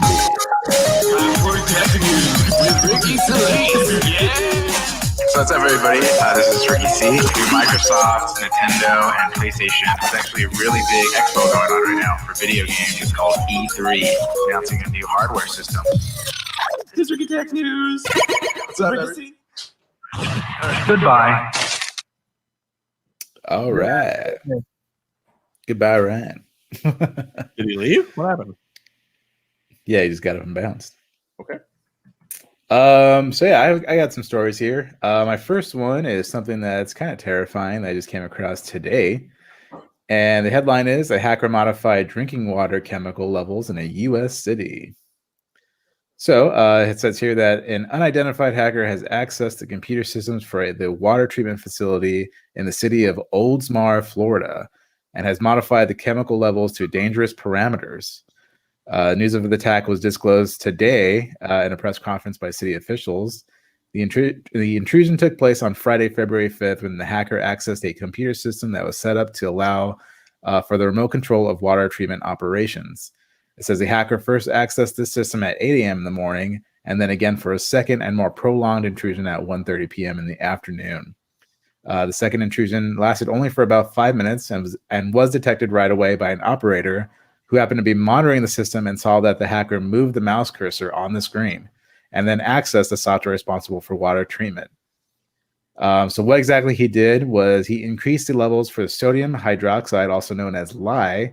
This is the main ingredient in liquid drain cleaners, but it's also used to control water acidity and remove metals from drinking water in the water treatment plant. The hacker changed the sodium hydroxide from about 100 parts per million to 11,100 parts per million, a huge significant increase and potentially dangerous as well. The Oldsmar city staff said that no tainted water was delivered to local residents as the attack was caught in time before any lye levels could be deployed. The hacker disconnected as soon as they modified the lye levels, and a human operator set the chemical level back to normal right away. So he wasn't able to do a lot of damage, but the fact that he got in, was able to change these these obviously pretty dangerous settings is pretty concerning for sure. Absolutely, dude. I mean, that is something that I've actually seen happen on my end, where I'm like, why is my cursor moving? And it's actually that's very extremely lucky that someone was watching or around to see that. Yeah, I mean, he got extremely lucky that someone happened to just be watching the screen and see that happen. But yeah, fucking terrifying. They don't know again how he got in, or I mean, like I said in a story that I brought in a couple of weeks ago about how there was a huge this huge hacking thing that happened where it was an inside job for a piece of software. They don't know. Maybe they were running that software, and this is part of that whole attack as well. We don't really know yet. Mm-hmm. We still don't really know all the information about that first gigantic hack that just happened not too long ago. So, we might find out. We might not, because this is, a huge. I don't know how much information they'd want to release about this, other than what they've had already. The possibility of what can happen with hackers is just overwhelming. So many things are connected to the internet, and they control infrastructure. Absolutely. What is the biggest thing that you can recall that has been a consequence of a hack as opposed to a hack? Because yes, people get into highly secured places all the time, but usually don't, or usually get booted out, or usually get caught, or usually things are fixed before they can do damage. What's the thing that you can think of that they got away with what they were trying to do, or did a lot of damage due to what they did? I lost a Call of Duty match recently. Yeah. The biggest one would be the one I brought in a couple weeks ago with the Solar Winds hack, where that was for anybody who missed that, was software that had been deployed in government agencies, infrastructure agencies. I mean, huge places that use this software. And they were hacked. It was called a man-in-the-middle attack, where the software that was already installed, it wasn't like any new software. It was just an update that was published that the publishers had no idea had been hacked, basically. There was some rogue code in there that hackers had happened just to sneak in real quick, and it got deployed to almost every single person who had that software running. And gave them administrator level access to their entire systems. So that was mostly all espionage, not so much like they changed water levels, but they got in and they were in real deep. And this could be the consequence of something like that happening. For sure. I mean, they got in, they knew what to do, and they had the information to go back if they wanted to. And they did it. Yeah. And they got away with it for months before they got found. Oh, they did get caught. Did the actual people get found, or just They haven't been found yet. It's been blamed on Russia so far as a Russian state-sponsored hack, but no one's gotten in jail or anything. They just have a patch on their shoulders, sponsored by Russia. Yeah. Yes, I mean this could be, you know, I think we can see more things happening like this because of a hack like that. That makes sense. So yeah, if people were wondering like, you know, why that was a big deal and why I was kind of making that a big deal when I was talking about it, this is why. This is something that can be easily something that would be, you know, if they wanted to and go back and look at it, it might lead back to that hack. That's crazy. Yeah, we live in a dangerous, like, really fragile world right now, where it's like everything's running on computers, and I think the people that are in charge of most things don't fucking know that they need security for it, you know, or don't have the right security, you know. Because imagine, that. I'm sure somebody would be like, why the fuck would somebody want to just, you know, break into a water treatment plant? There's nothing of value here, but it's how you use things that really affects the world. Yeah. If those hackers succeeded in what they wanted to do and no one knew, we could be looking at a, what do you say, citywide, countywide, fucking Citywide extermination. Yeah. Easily. Like I would imagine if bumping those levels up how much they did, if you took one sip of that water, I'm sure you would notice after the first sip, but if you took one sip, you might die. Yeah, die or at least get very sick. Yeah. Yeah. So yeah, some pretty scary shit. If you fucking have COVID, you can't taste. So maybe you just drink Well, all the water. and you do die. So I'm just saying, if the worst case scenario could have been a lot worse, Right. And so yeah, it is crazy what can happen. Yeah. And the crazy part about that too is that, you know, there was a similar attack that happened. They never released like where it was or what happened, but it was a water treatment facility. Again, it was back in 2015, and at the time when they got in, the people didn't really know exactly. They're the hackers didn't really know what they were doing or what they were controlling, so they kind of just got in and, like, fucked with a couple things. But this was the first time where they got in, and it seemed like they knew exactly what they were doing and what they want, and they got, you know, almost got away with what they were trying to do.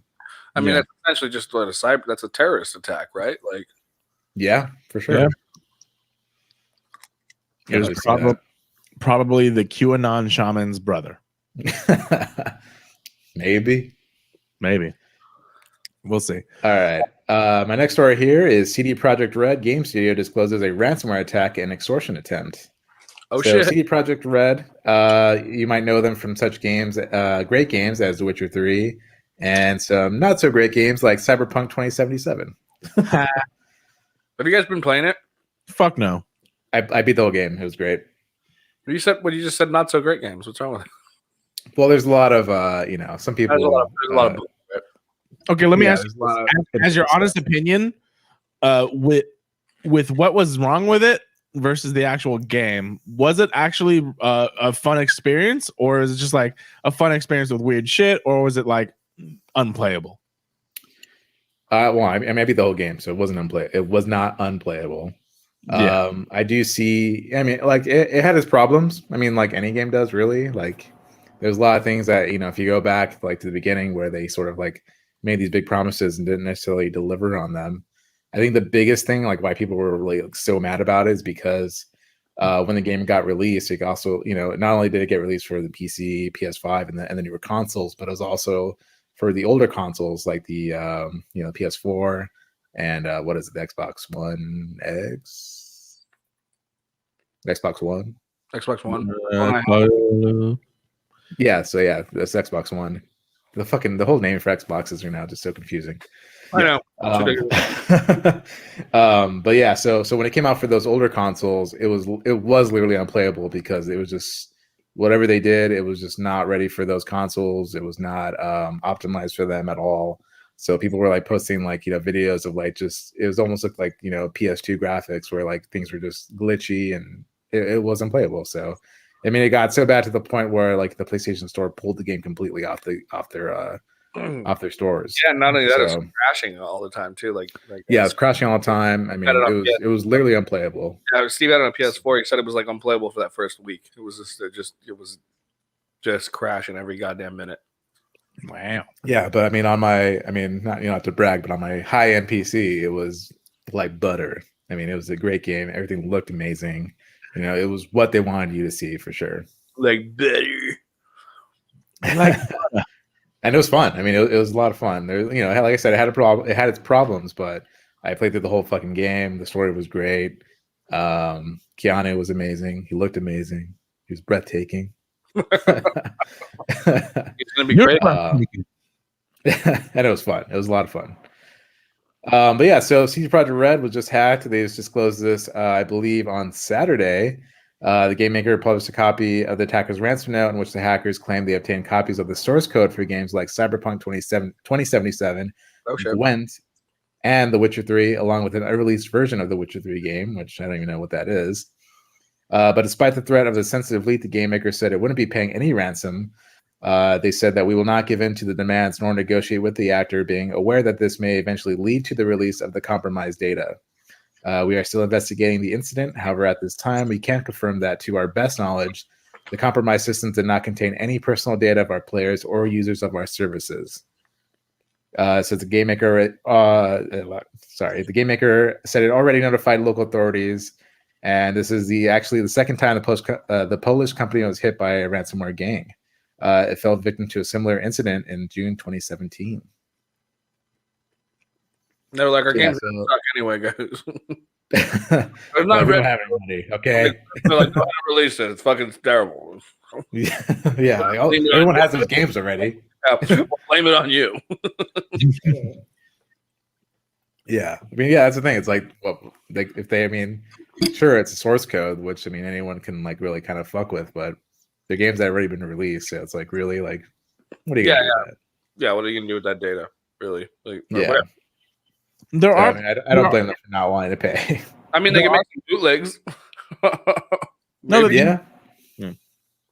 But I mean, they probably already have like, you know, there's if you go to certain websites, you can find cracked versions of games. I'm sure these games have been cracked, you know, by now. So, right, and it doesn't matter anyway. Right. That's an egg. I cracked an egg. Cracked an egg. For my last story here, there's an update for a malicious Android app that hijacked millions of devices. What? Yeah. Wow. Fucking Skyrim, or what's it called? Goddamn. Bruh. Yeah. Bruh. This isn't as bad as it sounds, but it is pretty crazy. So there was this. This was a barcode scanner is an Android app that has been available on Google's official app repository for years. The app is accounting for over 10 million installs and offered a QR code reader and a barcode generator. The mobile application appeared to be legitimate, trustworthy software with many users having installed the app years ago without any problems until recently. According to malware by its users recently started to complain of adverts appearing unexpectedly on their Android devices. It is often the case that unwanted programs, ads, and malvertising are connected with the new app installations. But in this example, users reported that they had not installed anything recently. Upon investigation, the researchers pinpointed a barcode scanner as a culprit. The software update issued on roughly December 4, 2020 changed the functions of the app to push advertising without warning. While many developers implement ads in their software in order to be able to offer free versions, in recent years, a shift of apps from useful resources to adware overnight is becoming more common. So this was actually, you know, not as bad, but very similar to the hack that I mentioned earlier for SolarWinds, where this was a piece of software that had been out for a long time. It had been installed on many different places. And, you know, it wasn't up until an update that got pushed by them, unknowingly being, you know, infected with some kind of malware that they pushed unexpectedly to other users that, you know, whatever the hack was got released. So this is very similar. They don't know how exactly it got, how it got injected with this malware, but all it did was basically turn on ads. So not as crazy, but it could have been something that was a lot worse. Still infuriating though. I'm fucking tired. Yeah. I am so sick and tired of these fucking apps that make you subscribe for monthly payments. I want to punch every app in the face because it's like I use a lot of these apps that like I have purchased once. Like this is like a new thing because I've had them and now all of a sudden I got to fucking pay $20 a month. I'm like, this is some bullshit. Yeah, that actually just recently happened to me for an app that I use for like a weather. Like I purchased it because like it actually was a really good like weather app that I liked a lot, and like it was sort of like. Yeah, sorry. Go ahead. Sorry. Go ahead. Yeah, like so it was just like a jokey like a fucking weather app, and like it was like a snarky like sort of like thing that would like a robot AI thing that would tell you the weather and then like say something snarky.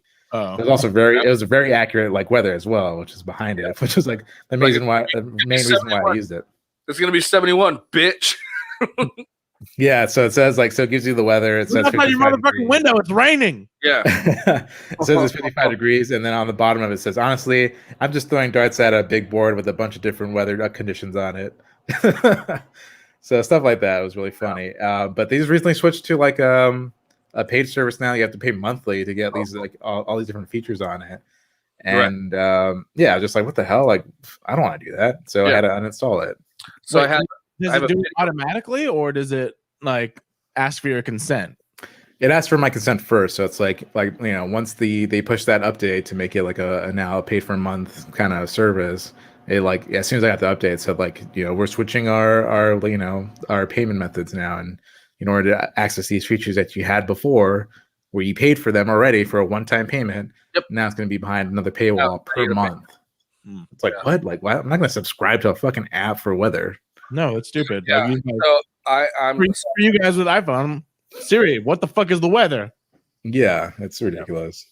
So I use two that I actually pay monthly fees for because if we're not counting like YouTube and fucking Apple Music, But yeah, one of them is it's a poster making thing it makes it easy to cut around little things, and it's like I use it for fucking around with images and stuff like that, and that's what I use to make all my posters, right?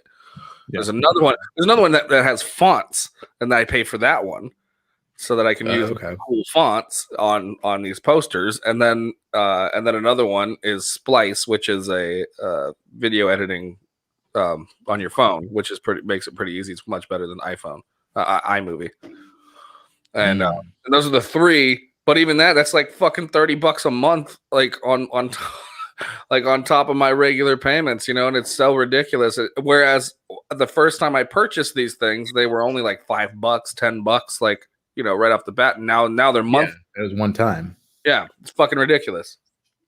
Yeah, that shit adds up real quick. I don't think I've ever paid for an app. Not even like a single app at all. No, if there's not a free version of it, I don't think I've ever gotten it. It does not surprise me. Well, okay, so let me ask you this: what is the most used paid app that you both use? Splice, probably. Okay, so that's for that's image editing. Is that what you're saying? It's video editing, and everyone on TikTok and fucking Instagram use it. Got it. All right, so video editing on your phone. Got it. All right. Ricky? Yeah, paid. I don't know if I actually have one that's like I have to pay for, other than like it was like a game or something that I did pay for.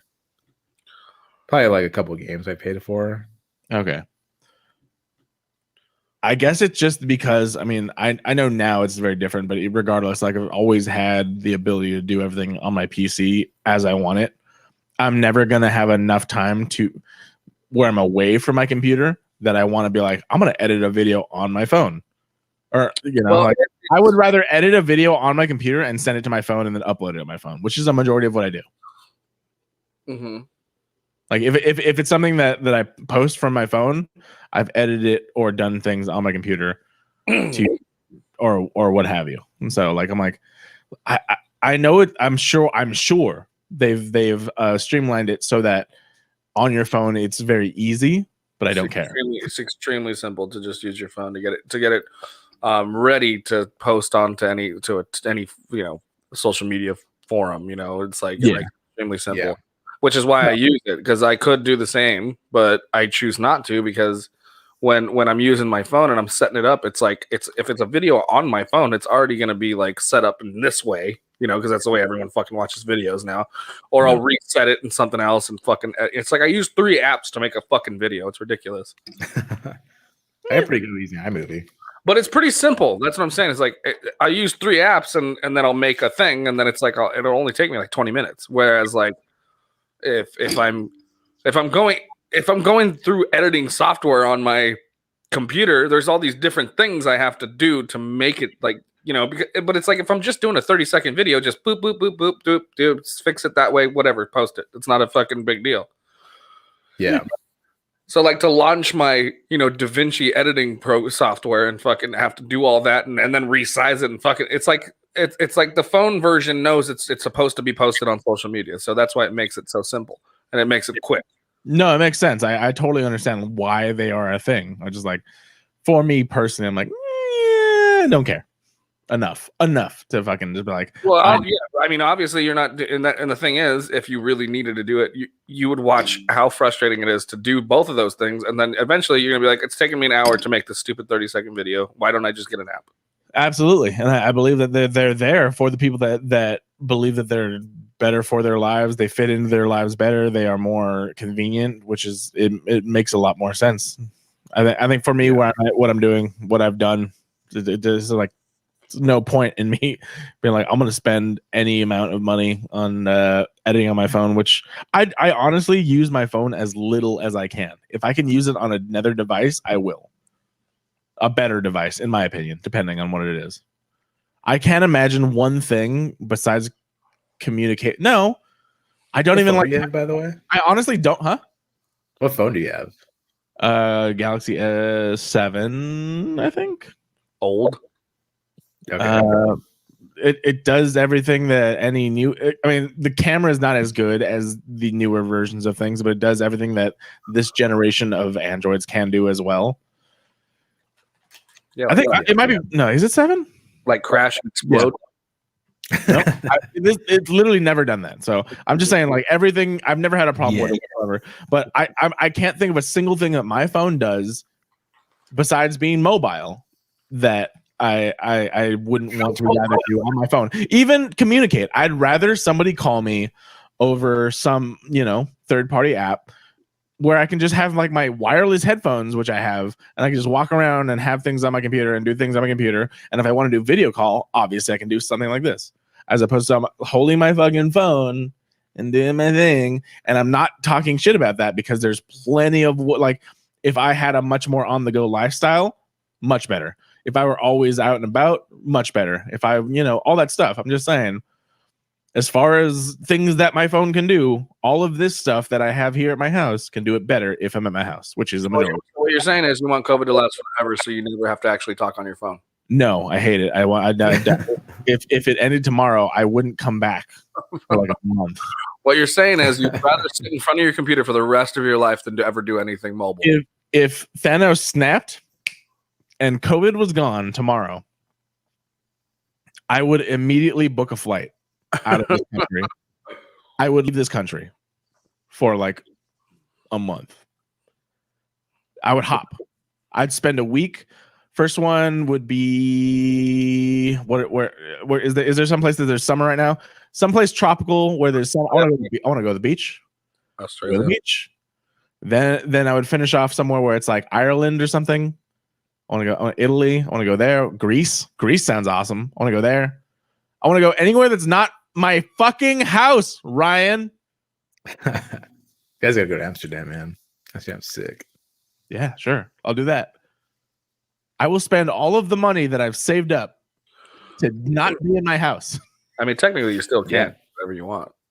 No, they won't let us in. You can't go to, not to Europe or anything, but state-wise, yeah. That's the issue with the fucking United States, is that it's gotten so bad that other countries are like, "Oh, you're from the U.S.? No, you can't come." Yeah, unless it's business. You stay there. You no, we're not letting you in. Yep. Or the ones where it's like quarantine for 2 weeks, and so it's like 2 of my weeks 2 weeks of my quote unquote vacation would be stuck in a fucking hotel room or something. Yeah, you do have to do Yeah, that. it's not worth it. No, like most of my vacations have not last. I don't think I've had a vacation that's lasted longer than 2 weeks. Yeah, me either. Nope, me neither. Right? Okay. Yes. Yeah, it's not gonna be worth it to go like anywhere out of the country until hopefully maybe next everything's year. opened up. Until things have Yeah. opened up, it's not worth it. Or unless you have workarounds, which are not guaranteed either. Yeah, Unless you have to work. I think I literally saw a story earlier where it was like a celebrity who's known for somehow finding ways around COVID protocols for traveling, got met at the fucking airport by the police for them to quarantine her for like 2 weeks. They're like, your reputation precedes you. We're here to take you to quarantine. we'll escort you there and lock you in. Step ahead, bitch. Yeah. So, no. That's what Paul has to do. He's going to Saudi for work. And they have to quarantine him for 2 weeks or whatever. And that makes sense, especially for people that travel for work, obviously. I mean, Yeah, it makes sense. it's not like you're missing anything. You're just like, all right, I'm working. Yeah, it's like I'm here for work, so fuck it. Keep me in for 2 weeks. Yeah, fuck it. Yeah, Okay. but if it's like I'm going away from my comfort zone to someplace that I would definitely have fun with if I didn't have to do this, but I'm actually gonna have to stay in a fucking hotel for 2 weeks before I could even start to have fun. Yeah. Yeah, I have like 2 weeks vacation right now, just piling up. So plan to use that once I fucking can. Yeah, and you can do stuff here. We're not even talking about going on vacation. I forgot how we got on this, but like traveling is just not a thing right now for people in the United States. It's not outside of the United States. Yeah, and Mexico. I think unless you're an asshole. No, I'm just saying like a lot of places don't let you in, like even if you are. But I'm just saying like I think Mexico might let you in. So there's that. Whatever. Yeah. I don't think Canada is right now either. So even the places we're touching, they're like, nah, we don't want to touch that. No, we're sanitizing the borders. They've actually got Purell to do you know how they spray the crops on farms. They have planes hired and filled with Purell, and they're spraying everybody. Between America and anywhere else. Yep. Yeah. All right, Ricky C, do you have any more stories? That is it for my stories. Ryan D, do you have anything? I just need to grab another drink, so I'll be right back. Just that video I wanted to show you. All right, we're gonna play Ryan D's video, which he will. I thought we were gonna talk about Wanda. Can you? Or is that that's at the end? You said the end. I thought we were closing on my video. No, I'm saying we're gonna play your video and then we're gonna go into WandaVision so that people who haven't seen WandaVision can still see your thing if they want to. Oh, I don't want. It's not necessary. So we're gonna play your video, set it up, and then I'll play it, and then I'm gonna get a drink, and then we'll talk about Wanda. Wait a minute. What do you mean? Go grab a drink. I'll set it up. I want you guys to watch it. That's what I was. That was the whole point. I wanted you to watch it as well. Oh no, I'm gonna watch it. I'm not saying I'm gonna play it and then watch Yeah, it. that's what it sounded like. No. I was like, we're gonna set it up. While you set it up, then I'm gonna get a drink and then come back and we'll all watch it because Ricky's not here either. Gotcha. But I mean, how long does it take to set up? I guess is what I'm asking. It's just a link. I have a private link on YouTube, but I haven't made it public yet. So okay, so I clicked on it for sure, and now what I'm going to do is put it where it needs to be. Wait for it. Okay, sounds all the way up. It is fucking full screen, and now Ricky's back. Now set it up. okay, so like I said earlier, we're doing this Halo 5 versus 5 private match and streaming against Colt 45 podcast, and this is our little like fight night promo. You know, if you ever watch like a boxing match, they always have this like rivalry setup before the actual fight, and it's all the shit talking and training and predictions and all that stuff. So this is what we decided to do, and this is the final product. And we worked pretty hard on it, and it's very silly, but it's very funny. So whenever Garrett gets back, we'll play it. And so I'll just show off my beer that I'm drinking. It's a pillow. You can't really see. oh yeah, okay, I can see it. This is from Highland Park Brewery, 8%. Where do you go to get Drink. all that stuff? Does Steven just drop all that stuff off? No, I bought this. Just it's they have a delivery service. Who does? Highland Park and a couple other breweries. They'll just okay. ship it right to your door. All right. Beer has delivery. All right. Yeah. I was like, didn't you do deliveries? Yeah, but no one was buying it. Okay, fair enough. All right, ready to play it? Yeah.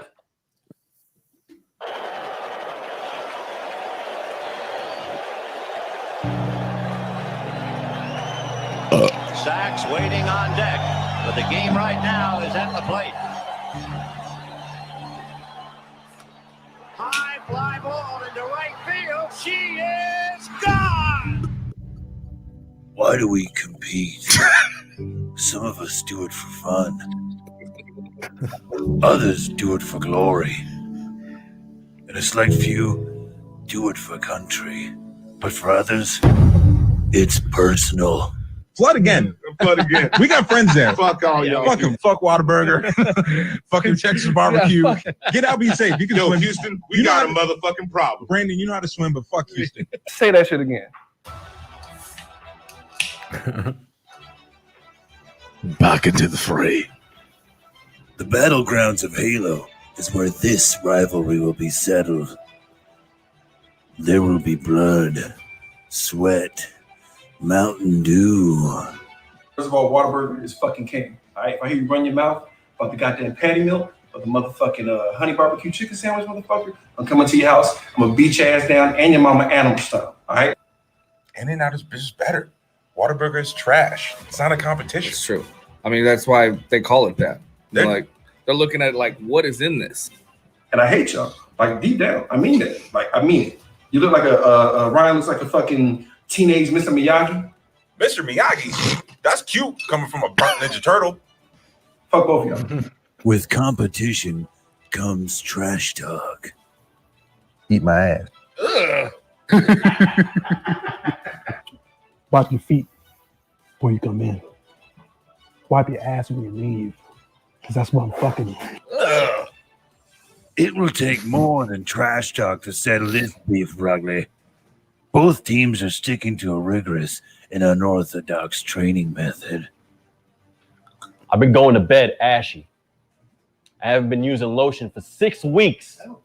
Skin dry, but it makes you tough. Calloused, okay? That's what I've been doing every fucking day. I play real nigga hours. From 10 o'clock at night to 5 in the morning. That's it? Those are rookie hours. Bro, I eat Halo O's for breakfast, lunch, and dinner. Yeah, you guys ain't really about that life. Look what we do. We train all day, every day on All Halo. day, every day. Outside of Halo, we training with the Xboxes. That's Put right. the Xbox on my back, Yep. doing push-ups. I ain't see you do that. You don't live that life. Nope. My man over here curling them controllers. Can't nobody touch him. I'm hearing all this bullshit. I'm letting that shit fuel my fucking anger, bro. You know what I do? I fucking perform. It enhances your senses, your sensibilities, right? So you feel the tactical vibrations on the control device. We think about Halo all day, every day. I shit Halos. Yep. When it comes February 20th, y'all gonna see A little bit more frequently on the frequency. See, the frequencies frequently tap into your fingertips. After weeks of rage quits, each team has made bold predictions on what will happen on fight night. 7-0. That means 0. According to the conquistadors. We also gonna have some pain, blood, subjugation. it's in their feelings, you know, because they know LA's better, they know In-N-Out's better, and they know we're better at Halo, you know? What are they gonna do? It's gonna be an earthquake. Easy. Give me another fucking shutout. You know why? Because you're a bunch of bumbling, fumbling, regular schnaggling ass punk motherfuckers, bro. All right? You go catch a wave and hang 10 or some bullshit. You come over here in motherfucking Texas, bro, where everything's fucking 25,000 miles from each other, bro. You gonna see what it's gonna be like, bitch. All right? I'm gonna cut a slice of brisket out your ass, throw it in the smoker, and put the shit back on the fucking grill. That's how the fuck we do out here, all right? See, but these guys in Houston don't understand is sometimes these streets are real. Sometimes you got to be ready at all times. All time. We always packing, never lacking. We always got it on us. That's right. He ain't lying. Boom. The trash. The garbage. Y'all gonna see on February 20th, we're gonna beat the dog shit out of these dudes, man. Whatever game they want to play at Halo, we got them. That's right. King of the Hill, King of the Road, King of the Suck My Dick, whatever, man. We got this shit. Oh, over. 2 cities, Houston versus Los Angeles. Whataburger versus In-N-Out. Not a creature worth stirring, not even a mouse. Which side will raise the trophy? February 20th is when we'll find out.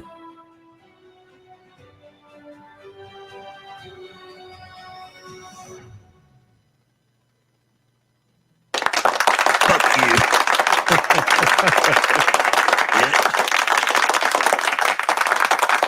Nice.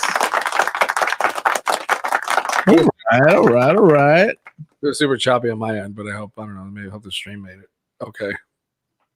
I don't know, whatever. It's on YouTube and it's gonna drop it at midnight. Mm-hmm. Right? Yeah. Cool. That's really good, actually. I mean, we both, all three of us, like, we grew up in the 90s, had the WWF when it was the WWF. Good promos, fucking trash talking, even though behind the scenes are all good. I think that's a great fucking little promo you guys did. Yeah, it was fun. Yeah, it was good. We were just laughing about it so much, just like I don't know, that part with that guy. I laughed for like 30 minutes when we fucking cut together. That dude, he's like, "Eat my ass." He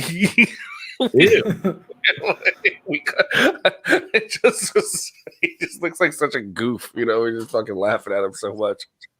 I also realized I'm the only white dude in that fucking thing. Yeah, it's well, I asked you about the whatchamacallit, the like your squad or whatever, and you didn't include any of them in the Well, program. no, we didn't really know who was going to play until, you know, while we were doing this. Plus, like, you know, I live out here, so it's not like I could just go down the street and shoot with these guys. All those dudes kind of live close to each other, so Yeah. Just be like, hey, motherfuckers, shoot a promo. Well, and my brother got COVID, so Steve stayed with me for like a week, and that's why we got it all done. No, yeah, I saw shit. that. Yeah. So there's that. What? COVID. Oh no, it's my the comment section. I just took the topics down. I'm not good at changing the topics as we change topics. Yeah. Yes, we are clear. If you for the non-audio listeners, which means you're just watching and can't hear what we're actually talking about, we're not talking about the death by drinking water anymore. For the purely for the video watchers who don't actually have the audio turned on, we're not talking about that anymore. Is there somebody out there just watching the video, not listening? They're like, oh, they're talking about the water again. Whoever this person is, yeah. So whatever. That seems fucking cool. Now, for everyone who is listening and watching and all that stuff, we are going to jump into WandaVision spoilers.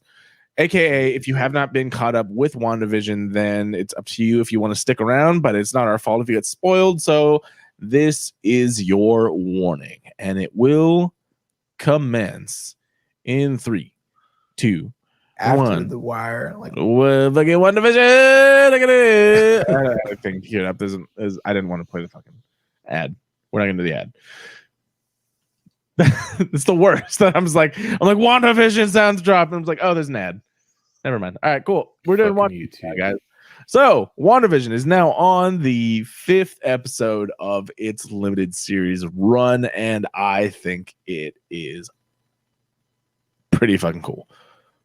There's a lot of stuff. There's a little bit of controversy for sure, but in a vacuum where it's just me watching, I love it. I absolutely fucking love how they're doing this.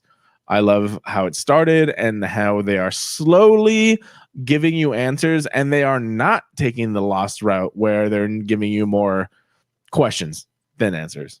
We are getting a lot of answers, which is awesome.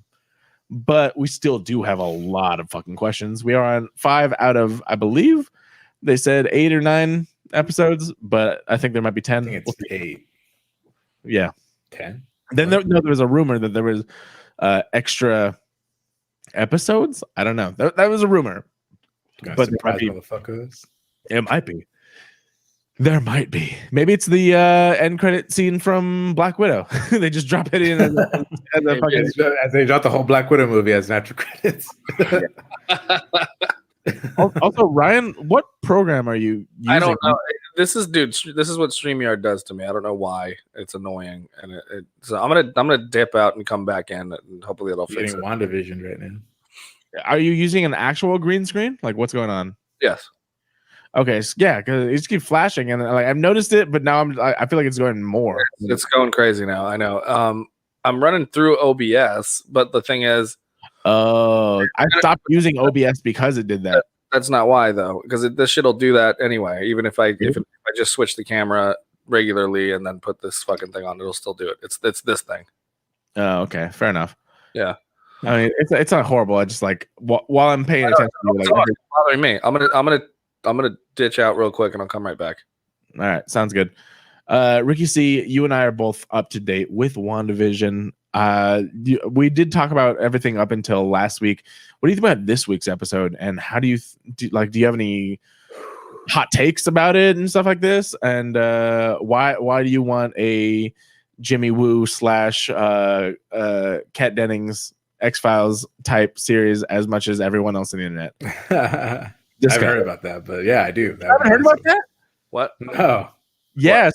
Okay. Well, we're gonna get into Ricky C's thoughts, but after honestly episode 4, the internet started buzzing about they wanted a Jimmy Woo, which is played by what's his name? Fucking the actor Chan. God damn it! I don't know his name. He's a great guy though.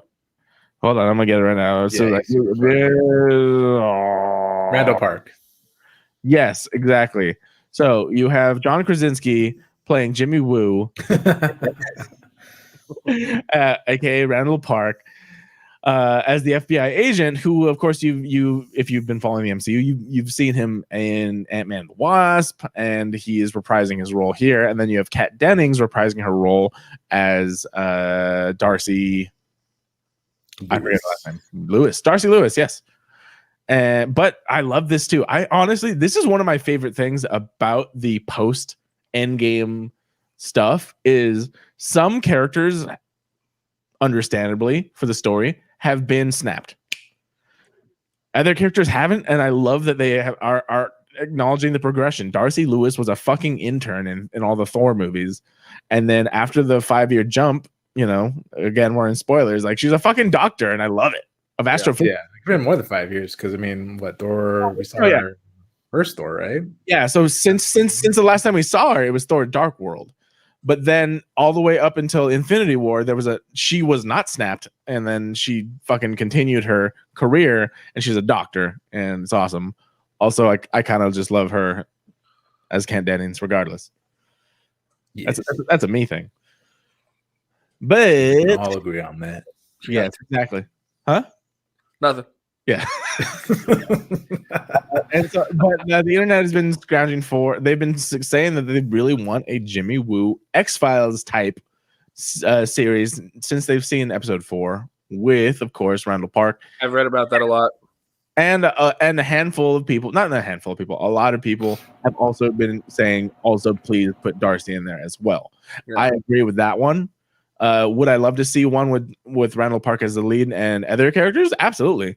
But there's two different things, I think. One, I already have heard that Darcy, as a character played by Kat Dennings, will be in other projects already. So that's great. but 2, I think she would be great in like an FBI set, a X-Files style show as well with Randall Park, and I think that'd be great. Right. Yeah, that'd be cool. Yeah.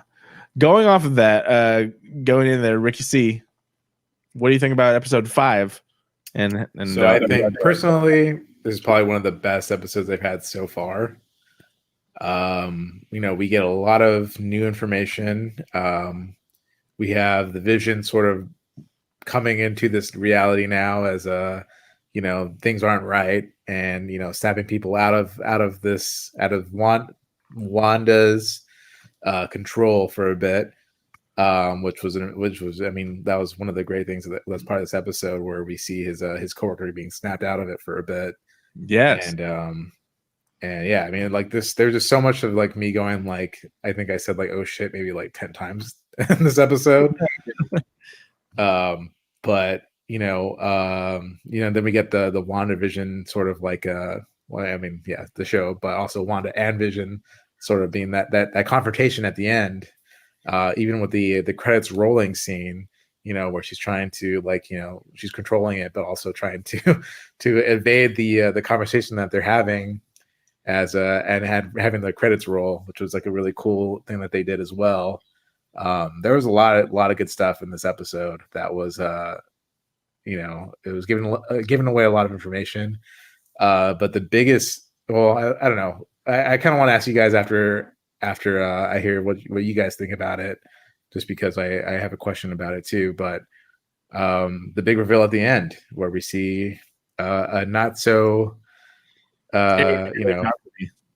yeah. So yeah, that's my. I mean, I thought best episode. We see a not so Aaron Taylor Johnson-y Pietro. Yes, as has been described as in the show. He says Pietro, or your brother rather, and then Darcy goes along with she recast Pietro? Question mark? Yeah. Yeah, we can definitely talk about that. I will say this: I'm with you in all of that. I love this one because so basically the first 3 were almost entirely inside the WandaVision show. Then episode 4 was almost entirely outside of the WandaVision show. Yeah. This one. Real quick too. Sorry to cut you off. I love the changes when they go from the the actual reality to Wanda's reality, with the aspect ratio change as well. Yes. Yeah. That's really cool. Yeah. I love like the details, and I think that's what a lot of people have already loved about a lot of the MCU is how they handle the detailed part about it. Where I'm like, how do you who thinks of these tiny details? It's amazing. I love it. Yeah. And then when things start to get real, it changes. You can tell we're in an HD kind of world where so it's like when it goes HD, like that's the real world, right? Yeah. And then the aspect ratio change, and that's what's happening in the Wanda world, because then there was even that weird moment where you notice they're having a real conversation. Like there's that episode where she turns around and she sees like dead Vision, right? That whole thing happened in the widescreen. Yeah. And it all got white. Or the conversation when she asks about the agent, the sword agent, the main dude, the boss dude. No, the woman. Maria Rambo. Maria Rambo. Yeah. So when he asks about her, I also love that no one calls her by her like her just first word. She's like she's Maria Rambo. Maria Rambo. Yeah. Yeah. I mean, it's a cool last name. It's a cool last name.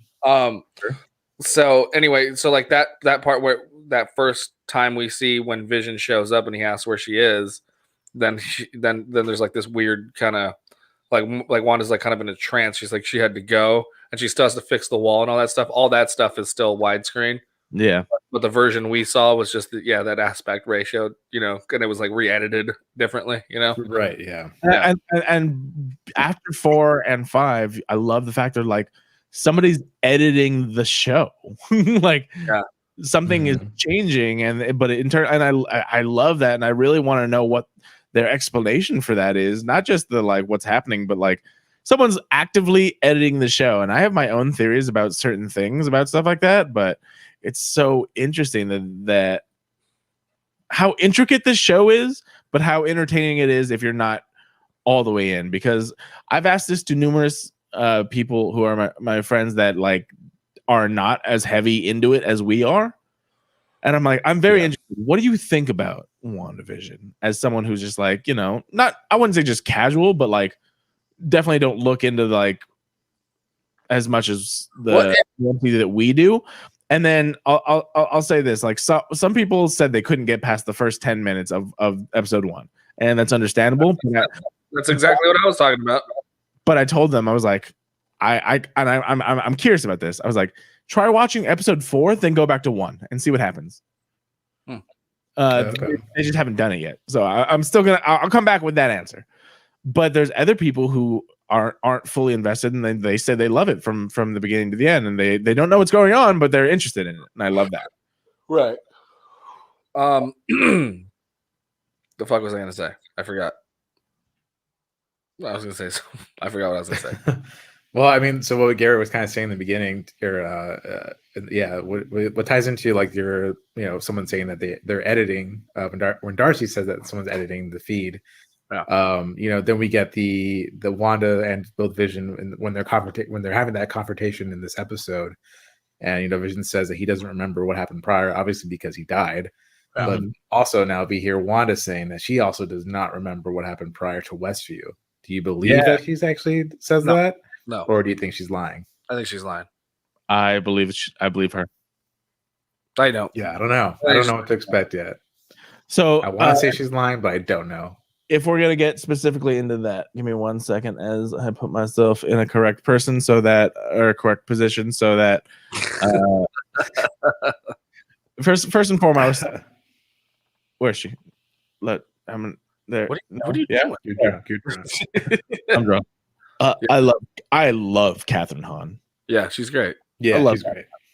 And I think she's an amazing actress, and I think she is 100% playing a part in the things that we don't know what's going on. Obviously, I mean, we saw her trying to take that thing back or whatever. Like, right? Wasn't that was like a thing, right? Where she So she is the only, literally the only person besides Wanda and Vision, and now their kids, I guess, that is displaying pretty freely the idea that she has a personality besides her character. Right. Yeah. She's the one that obviously is seeing things happen. She's like, that's crazy. Oh, kids, they grow up so fast. Just that type of stuff. But she's not fazed by any of it, seemingly. Yeah. She has a major part to play, and I have split theories. First and foremost, in this episode, you see Wanda come out of the anomaly, as it's called. So, yes, she says a lot of things, a lot of different ways that I think that are very telling. And it's two things. One of me says that might not have been her. That might have been someone pretending to be her. 2, that could have been her under the influence of someone else. 3, they have made it a point to already say that she has never displayed, and the agents say this, she has never displayed anything this powerful ever before. So there's no part of me that believes that this is 100% Wanda. 0 part of me says this is Wanda by herself. This is Wanda being enhanced. This is Wanda being possibly and most likely partially manipulated. Granted, very much going off of what I believe to be her own feelings. Like, I mean, if you think about it, she just lost, she literally lost the love of her life. She had to kill him first, then he got brought back, then he died again, then she got fucking dusted. Assuming and in the way that the MCU is seen as portrayed it, she basically was holding him in her arms. She kind of closed her eyes, and it might have felt like she fell asleep, and then she came back and he was gone. Yeah. Right. But to her, could have been an instant. Yeah. And then she had to literally, from that instant, go to a battle halfway across the entire world, fight the person who killed her fucking love, seen this the biggest battle she's ever seen in her life, then a funeral, and then eventually figure out, wait, where the fuck is the corpse of my husband or my love or whatever, my boyfriend? We'll call him boyfriend for now, for lack of a better term. And then what? Because this takes place about 3-3 weeks after Endgame. A lot has happened between. Right. And now we know that she went into the SWORD facility to get Vision's body. Yes, but how did she, one, find that out? Two, easily just walk in and just fucking grab his body and do all this stuff? I'm like, what the fuck? This is super easy. 3, make off with it without being tracked. And then 4, maybe she was tracked. And why did what's his face, the leader of SWORD, send Maria Rambeau to this place that I'm pretty sure he knew was Wanda's little dealy thing? So there's a lot to be explained already, but I'm glad that they're giving us answers. But these are not the biggest answers. We have so many bigger answers that are questions that remain to be answered, and I love it. The biggest answers. The biggest answers. Everybody knows. Everybody knows. I have everyone knows I have big answers. Questions. I have the best questions. I have the biggest answers. Everybody knows. Yeah. As much as I love Catherine Hahn's character, like for some reason I just cannot like break away from her stepbrother's fucking character. Yeah. Yeah. It's so hard. I mean, because they're kind of in the same vein, you know? Like, just a little over the top. I mean, she's perfect at what she's doing, you know? Oh, 100%. Yeah, she's a great actress. Yeah. So I'm gonna roll you up into a little ball, shove you up my vagina, and every time I feel a little tickle, I know it's your hair. It's fucking love her. Yes. So this show by far is exceeding. I'll say this: it's exceeding my expectations for sure. I really just I know we grew up in the era where we knew that, you know, and it's not like TV's changed really. It's just that we don't care about it as much. Every good show is like 1 episode a week, and then you gotta wait. And I'm like, but I want more. I want it now. I want it all. Yeah. Yeah, apparently, isn't The Walking Dead finally supposed to wrap up too? I don't know. I gave up on it whenever they killed Glenn. Yeah, gave up on that a long time ago. I watched that whole season. That's in the season after that. After Carl died was when it really fell off. Because after that, it was like it seemed like just a shock factor. You know, like they wanted to get people more. You know, they're like, we should just kill somebody, and then everyone will keep watching again. Yeah. Okay. So let me retract, I guess, what I said. I remember when Glenn died, that was the beginning of the end, but I did make it to Coral's death. Yeah. But that I believe that I guess now Negan's like an ally, and I've heard of some. You know, actually no, I did watch the season after that, which was pretty jarring too. But I guess it's still going all right. No, from what I hear, it picked right back up and it's real good, but I just didn't bother. Once they got rid of like that like having Rick and Carl and like and the whole thing, Negan, like once they disappeared, it was like they had a clean slate. They could have moved anybody to be like another main character or moved anywhere, you know. So it ended up so that next season actually ended up being good with the Whisperers. Okay.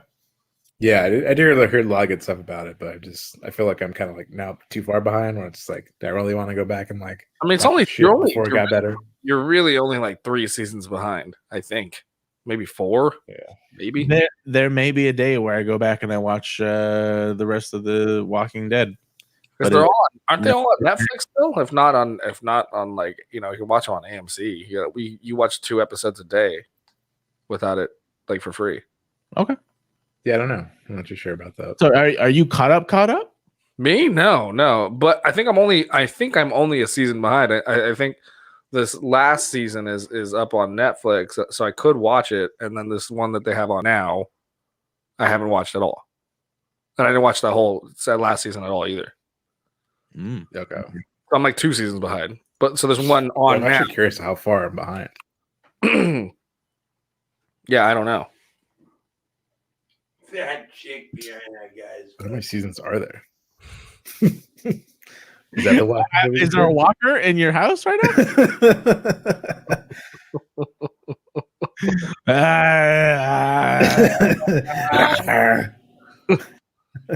Dicky Doug coming to attack. I'm all upset with all of you guys. Gayest fucking podcast I've ever fucking goddamn seen. But you have seen us. Yeah. I think I talked with you guys for a while. You think? Yeah, I was asking Ryan if you guys could come and do my podcast with me. They won't come over. No, I mean, we could do it on Skype or Zoom. There you go, guys. Ah, How about it? I got a podcast that's called What's Your Deal with Doug Gleason. Okay. It's said, I like it better with just one person, but I just ask you, what's your deal? And I've been trying to be all quiet over here in a corner, but that dick you got over on your left fucking shoulder is driving me fucking berserko. Wow. In a good way or a bad way?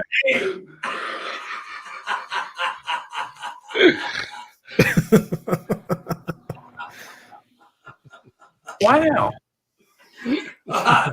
Ryan wants to do that shit with my podcast. I'm like, fuck you. Absolutely not.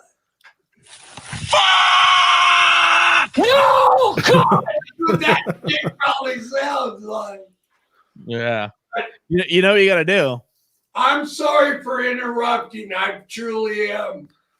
It's all good. Do you know what you should do with It's all Ryan? good. You know what you got to do with Ryan?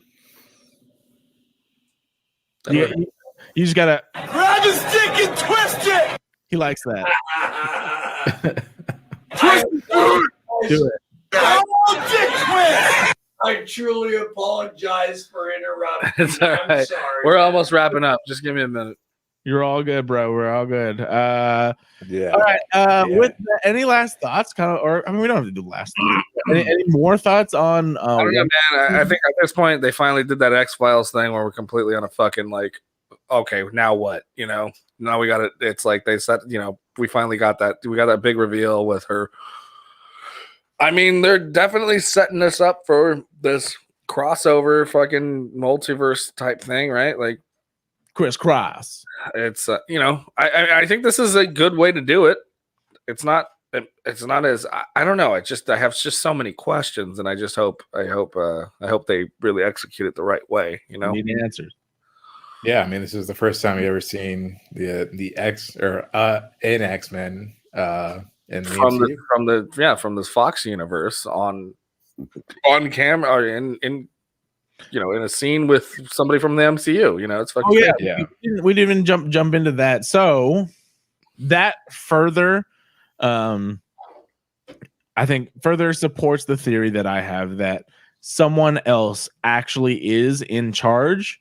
Yes. But they are harnessing Wanda's powers. Energy. Yeah, I think that's a possibility. I don't, because she did say at some point, she's like, you think I planned all this stuff? Like, I don't really know what's going on.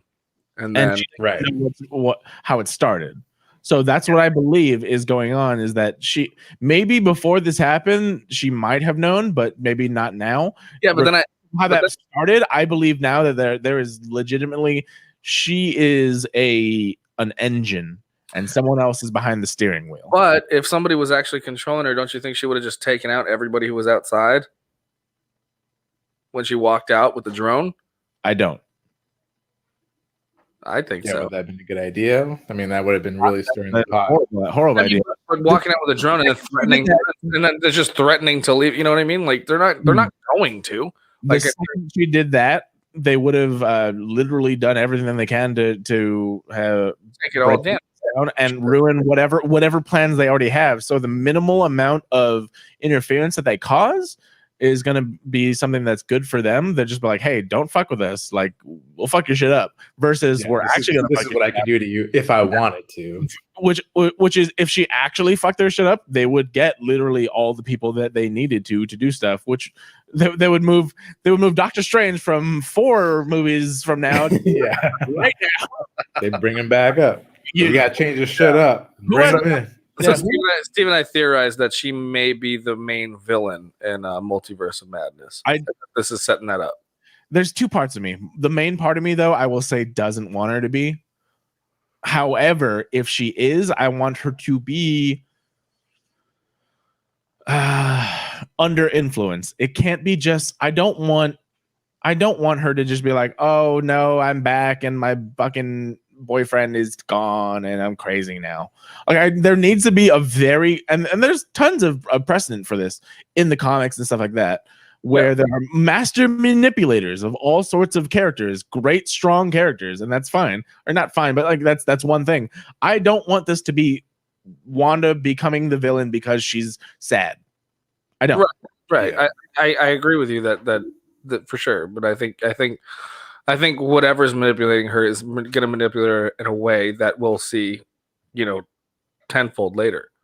Yeah, possibly and probably. I just want if that's the outcome, which I still don't really know that I want that to happen. It all depends on how things happen. Is I need someone to be very powerful behind this. Like I know like there's a lot of possible. I've been entities in the Marvel comic universe that could be in the MCU universe that are massively more powerful than all of these people.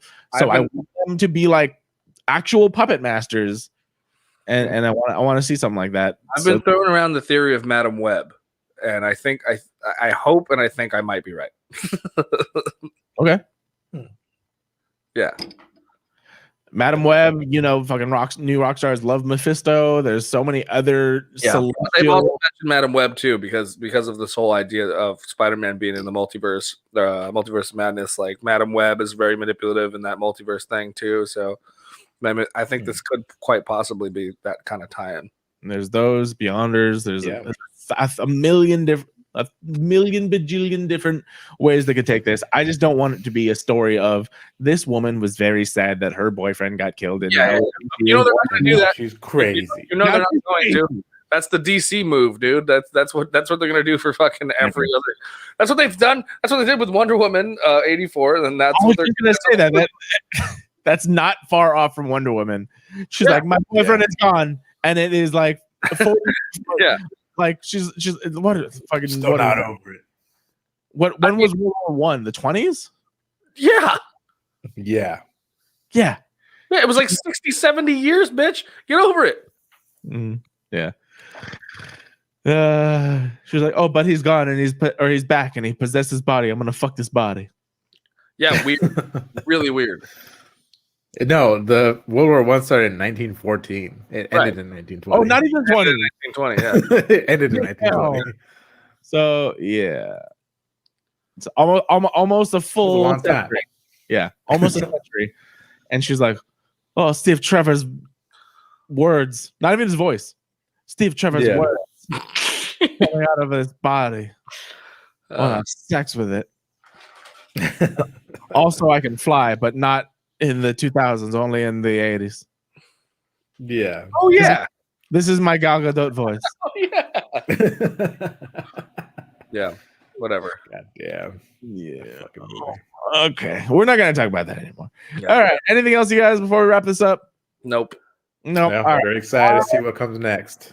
I'm very excited. I think we are in for a renaissance, if you will, of entertainment, which is awesome, because the only reason that we weren't in entertainment world was because of fucking pandemic, and I'm hoping we're coming out of it, and I want to see all the good stuff, and I need all the entertainment. And please fucking wear a mask and get vaccinated if you have the option to. I would appreciate that so much. So would literally the entire world, because you're helping all would, yes. end the fucking pandemic. Thank you very much. anyone want to say anything before we go? Because I'm gonna just. Should we say that we're not going to do an episode next week? Right? We're not. Are we not? You're gonna be gone, right? I'm coming back Monday. Oh, you're coming back Monday? Oh, you're not gonna be back. Oh, okay, no, yeah, no. All right, so we're skipping next week, because I probably will be pretty tired too. Where are you going? Ranch, going to the mountains. That's right. Yeah, and then Ricky's going to Idlewild. Mm-hmm. Yep. Cool. All right, so yeah, we are skipping next week, but we'll be back the week after, and we will have a lot to talk about. Actually, I'm actually pretty excited too, because that means I won't watch WandaVision until I get back. So, yeah. Oh shit. So it's cold up there, bro. It's out there. I'm sure you'll find a way. It's easy to do. Was your brother going? Was your brother going? Yeah. Yeah, he'll find a way. I'm sure we could if we really, really, really, really want to. Either way, whatever. We are skipping next week. So please take care of yourself, take care of your family, take care of your loved ones. And just so we're clear, take care of literally everyone around you if you have the option to somehow, which you do. Thank you so much for Ricky C, for Randy. My name is Garrett Lee from FamCast Media. Bitch. Good night. 10, 9, 8, 7, 6, 5, 4, 3, 2.